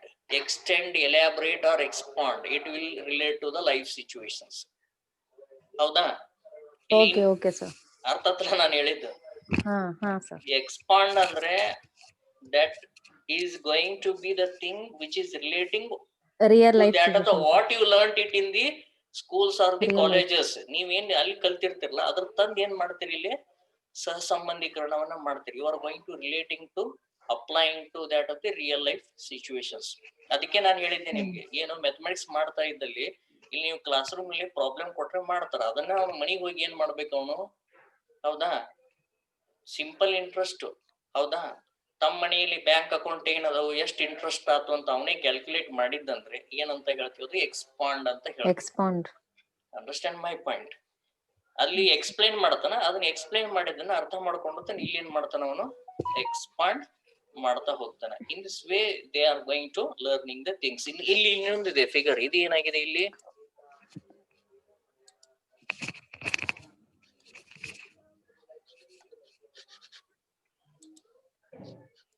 ಏನಾಗಿದೆ, ಇನ್ನೊಂದ್ರಲ್ಲಿ ಬ್ರೇಕ್ ಆಗಿದೆ. ಇಲ್ಲಿ ನೀರ್ ಹೊರಗ್ ಬರ್ತಾ ಇದೆ. ಯಾಕೆ ಹೊರಗ್ ಬರ್ತಾ ಇದಾವು? See, for example, sometimes water, when it is goes down to 4 degrees Celsius, it goes on increases its size. ಅದ್ರ ಸೈಜ್ ಜಾಸ್ತಿ ಆದ್ರೆ ಏನಾಗ್ಬಿಡ್ತೈತದ, ಜಗ ಏನ್ ಮಾಡ್ತೈತಿ, ಹುಡುಕ್ತಿರ್ತೈತಿ. ಇದು ಪ್ಲಾಸ್ಟಿಕ್, ಪ್ಲಾಸ್ಟಿಕ್ ನಾಗ ಏನೈತಿ, ಅದು ಒಡೆದ್ ಬಿಡ್ತೈತಿ. ಆದ್ರೆ ಇಲ್ಲಿ ಏನಾಗ್ತೈತಿ, wherever the space it finds, it will start to expand. ಹೌದಾ? ಈಗ 3 ಡಿಗ್ರಿ ಸೆಲ್ಸಿಯಸ್ಗೆ ಬಂದಿರ್ತೀನಿ, ನಾನು ಏನ್ ಹೇಳಿದ್ದೀನಿ ನಿಮ್ಗೆ, ಅಲ್ಲಿ ಐಸ್ ಆಗಲ್ಲ ಅಂತ ಹೇಳಿದೀನಿ ನಾ 3 ಡಿಗ್ರಿ ಸೆಲ್ಸಿಯಸ್ಗೆ. ಆದ್ರೆ ಏನಾಗಿರ್ತೈತಿ, ಅಲ್ಲಿದು ಎಕ್ಸ್ಪಾಂಡ್ ಆಗಿರ್ತೈತಿ. So that it will try to find out or occupy the few more space where the space is available. So ಇಲ್ಲಿ ಜಾಗ ಸಿಗತೈತಿ, ಅದಕ್ಕೆ ಏನ್ ಮಾಡ್ಬಿಡ್ತೈತಿ, ಇದು ಹೊರಗ ಬರುತ್ತೆ. So this is also expansion of this what we call as a knowledge. ನೀವು ಇನ್ನೊಂದು ಸಿಂಪಲ್ ಥಿಂಗ್ ಹೇಳಿದ್ರೆ ಅಂದ್ರೆ, ನೀವು ಹೆಂಗ ಎಕ್ಸ್ಪಾಂಡ್ ಆಗತ್ತೆ ಅಂತಂದ್ರೆ, ನೀವು ಫ್ರೀಜರ್ ನಲ್ಲಿ ನೀರ್ ಹಾಕಿಡ್ರಿ, ಇದು ಟ್ರೇ ಇರುತ್ತಲ್ಲ, ಟ್ರೇ ನೋಡಿರ್ಲ ಅಲ್ಲಿ ರೆಫ್ರಿಜರೇಟರ್ ನಾಗ ಹಾಕಿರ್ತಾರ ಕ್ಯೂಬ್ ಮಾಡ್ಲಿಕ್ಕೆ, ಹೌದಾ? ಅದು ಲೆವೆಲ್ ಸಣ್ಣದಿರ್ತೈತಿ, ಅದು ವಾಟರ್ ಲೆವೆಲ್. ಫ್ರಿಜ್ ಆದಾಗ ಹೊರಗ್ ತೆಗದ್ರ ಅಂದ್ರೆ ಅದು ಕ್ಯೂಬ್ ಏನ್ ಇರ್ತೈತಿ, ಅದ್ರ ಸೈಜ್ ಎಕ್ಸ್ಪಾಂಡ್ ಆಗಿರ್ತೈತಿ. So this is the what elaboration. Understand? ಇದಕ್ಕೆ ಏನಂತ ಕರಿತೀವಿ ನಾವು, elaboration ಅಂತ ಕರಿತೀವಿ. Okay, with this one I am going to now stopping here, so we can continue how to write this 5 V's lesson plan in my next session. Before that, what I will instruct you is to, you just think of what to write in the engage, how should be the what interactions between the teacher and the students, ಹೆಂಗೆ instruction ನಾ engage ಮಾಡಿದ್ದೀನಲ್ಲ ಈ ತರ, ಹಿಂಗ ಒಂದು concept ಅನ್ನ ತಗೊಳ್ರಿ, ಅಥವಾ ಇದ್ರದ ನೀವು ಕಾನ್ಸೆಪ್ಟ್ ಅನ್ನ ನಾನು ಹೆಂಗ್ ಟೀಚ್ ಮಾಡಿದ್ನಿ, ಹೆಂಗ್ ಇಂಟ್ರಾಕ್ಷನ್ ಮಾಡಿದ್ನಿ, ಅಥವಾ ನೀವ್ ಹೆಂಗ್ ಮಾಡ್ಬೋದು, ಇದ ಕಾನ್ಸೆಪ್ಟ್ ತಗೊಂಡು ಒಂದು ಲೆಸನ್ ಪ್ಲಾನ್ ಅನ್ನ ಏನು ಬರೀಲಿಕ್ಕೆ ಹೋಗ್ಬೇಡಿ. ಹೌದಾ, ಒಂದು ಟೀಚರ್ಸ್ ಆಕ್ಟಿವಿಟಿ ಬರ್ರಿ, ಇನ್ನೊಂದು ಸ್ಟೂಡೆಂಟ್ ಆಕ್ಟಿವಿಟೀಸ್ ಬರೀರಿ. ಕ್ಲಿಯರ್ ಆಯ್ತಲ್ಲ ನಾ ಹೇಳಕತ್ತದು? ಬರೀ ಎರಡೇ ಆಕ್ಟಿವಿಟಿ ಬರೀರಿ, ಏನು ಬರೀದಲ್ಲ ಉಳಿದದ್ದು. Understand my point? Teaching point is taken here, ತಗೊಂಡಿದ್ದೀರಿ ನಾವು. ಹೌದಾ, ಏನ್ ಟೀಚಿಂಗ್ ಪಾಯಿಂಟ್? Very simple. ಇದು ಏನಿದು ಪ್ರಾಬ್ಲಮೆಟಿಕ್ ಸಿಚುವೇಶನ್ಸ್. ಪ್ರಾಬ್ಲಮೆಟಿಕ್ ಸಿಚುವೇಶನ್ಸ್ ಅಂದ್ರ ಚಳಿಗಾಲದಲ್ಲಿ, ಹೌದಾ, ಮಂಜುಗಡ್ಡೆಯ ಕೆಳಗಡೆ ನೀರಿನಲ್ಲಿ ಜಲಚರ ಪ್ರಾಣಿಗಳು ಜೀವಿಸುತ್ತವೆ. Very simple. The aquatic animals lives under the ice slab during the winter season. That's all. That is the problematic situation. ನೀವ್ ಹೆಂಗ್ ಫೈಂಡ್ ಔಟ್ ಮಾಡ್ತೀರಿ, ಫೆಸಿಲಿಟೇಟ್ ಮಾಡ್ತಾ ಹೋಗ್ತೀರಿ, ಇಂಟ್ರಾಕ್ಷನ್ ಮಾಡ್ತಾ ಹೋಗ್ತೀರಿ, ಸ್ಟೂಡೆಂಟ್ ಏನ್ ಮಾಡ್ತಾ ಹೋಗ್ತೀರಿ, ಅವಾಗ ಫೈಂಡ್ ಔಟ್ ಮಾಡ್ಲಿಕ್ಕೆ ಹೇಳ್ತೀರಿ. ಎಷ್ಟೆಲ್ಲ ಕಷ್ಟ ಪಡ್ತಾ ಇದೀವಿ ಅನ್ನೋದ್ರ ಇದು ಈ concept it is very higher order thinking level ಗೆ ಸಂಬಂಧಪಡ್ತೈತಿ ಇದು. As you are very higher level students, that's what I made you to interact with you all people. ಇಷ್ಟಾದ್ರೂ ನಿಮ್ಗೂ ಕೂಡ ಇನ್ನೂ ಡೌಟ್ ಇದೆ. Understand my point? ಇಷ್ಟಾದ್ರೂ ನೀವು ಟೀಚರ್ ಆಗಿ ನೀವು ಕಲ್ತು ಬಂದಿರಿ, ನೀವೇ ಇದು I think this is in the 9th standard it seems. 9th standard text ನಲ್ಲೇನೋ ಅಥವಾ 8th ಸ್ಟ್ಯಾಂಡರ್ಡ್ ಟೆಕ್ಸ್ಟ್ ಬುಕ್ ನಲ್ಲೇನೇ ಇದೆ. So therefore so you have to take these things here. ಬರೀ ಆಕ್ಟಿವಿಟಿ ಏನ್ ಮಾಡ್ತಾ ಹೋಗ್ತೀರಿ, ಟೀಚರ್ ಏನ್ ಮಾಡ್ತಾರೆ, ಏನ್ ತೋರಿಸ್ತಾರೆ, ಏನ್ ಹೇಳ್ತಾರೆ, ಏನ್ ಪ್ರಶ್ನೆ ಮಾಡ್ತಾರೆ, ಸ್ಟೂಡೆಂಟ್ ಯಾವ ರೀತಿ ಮಾಡ್ತಾನೆ, ನೋಡ್ತಾನೆ, ಏನ್ ಹೇಳ್ತಾನೆ, ಏನ್ ವಿಚಾರ ಮಾಡ್ತಾನೆ, ಬರೀ teacher student activities. You have to write it. ಒಂದ್ರ ಕೆಳಗರ ಒಂದ್ ಮಾಡ್ರಿ, ಇಲ್ಲ 2 ಕಾಲಮ್ ಮಾಡಿ ಬರೀರಿ. ಒಂದು ಶಿಕ್ಷಕರ ಕಾಲಮ್, ಇನ್ನೊಂದು ಸ್ಟೂಡೆಂಟ್ ಕಾಲಮ್. ಯಾವ್ದು ಮಾಡ್ತೀರಿ?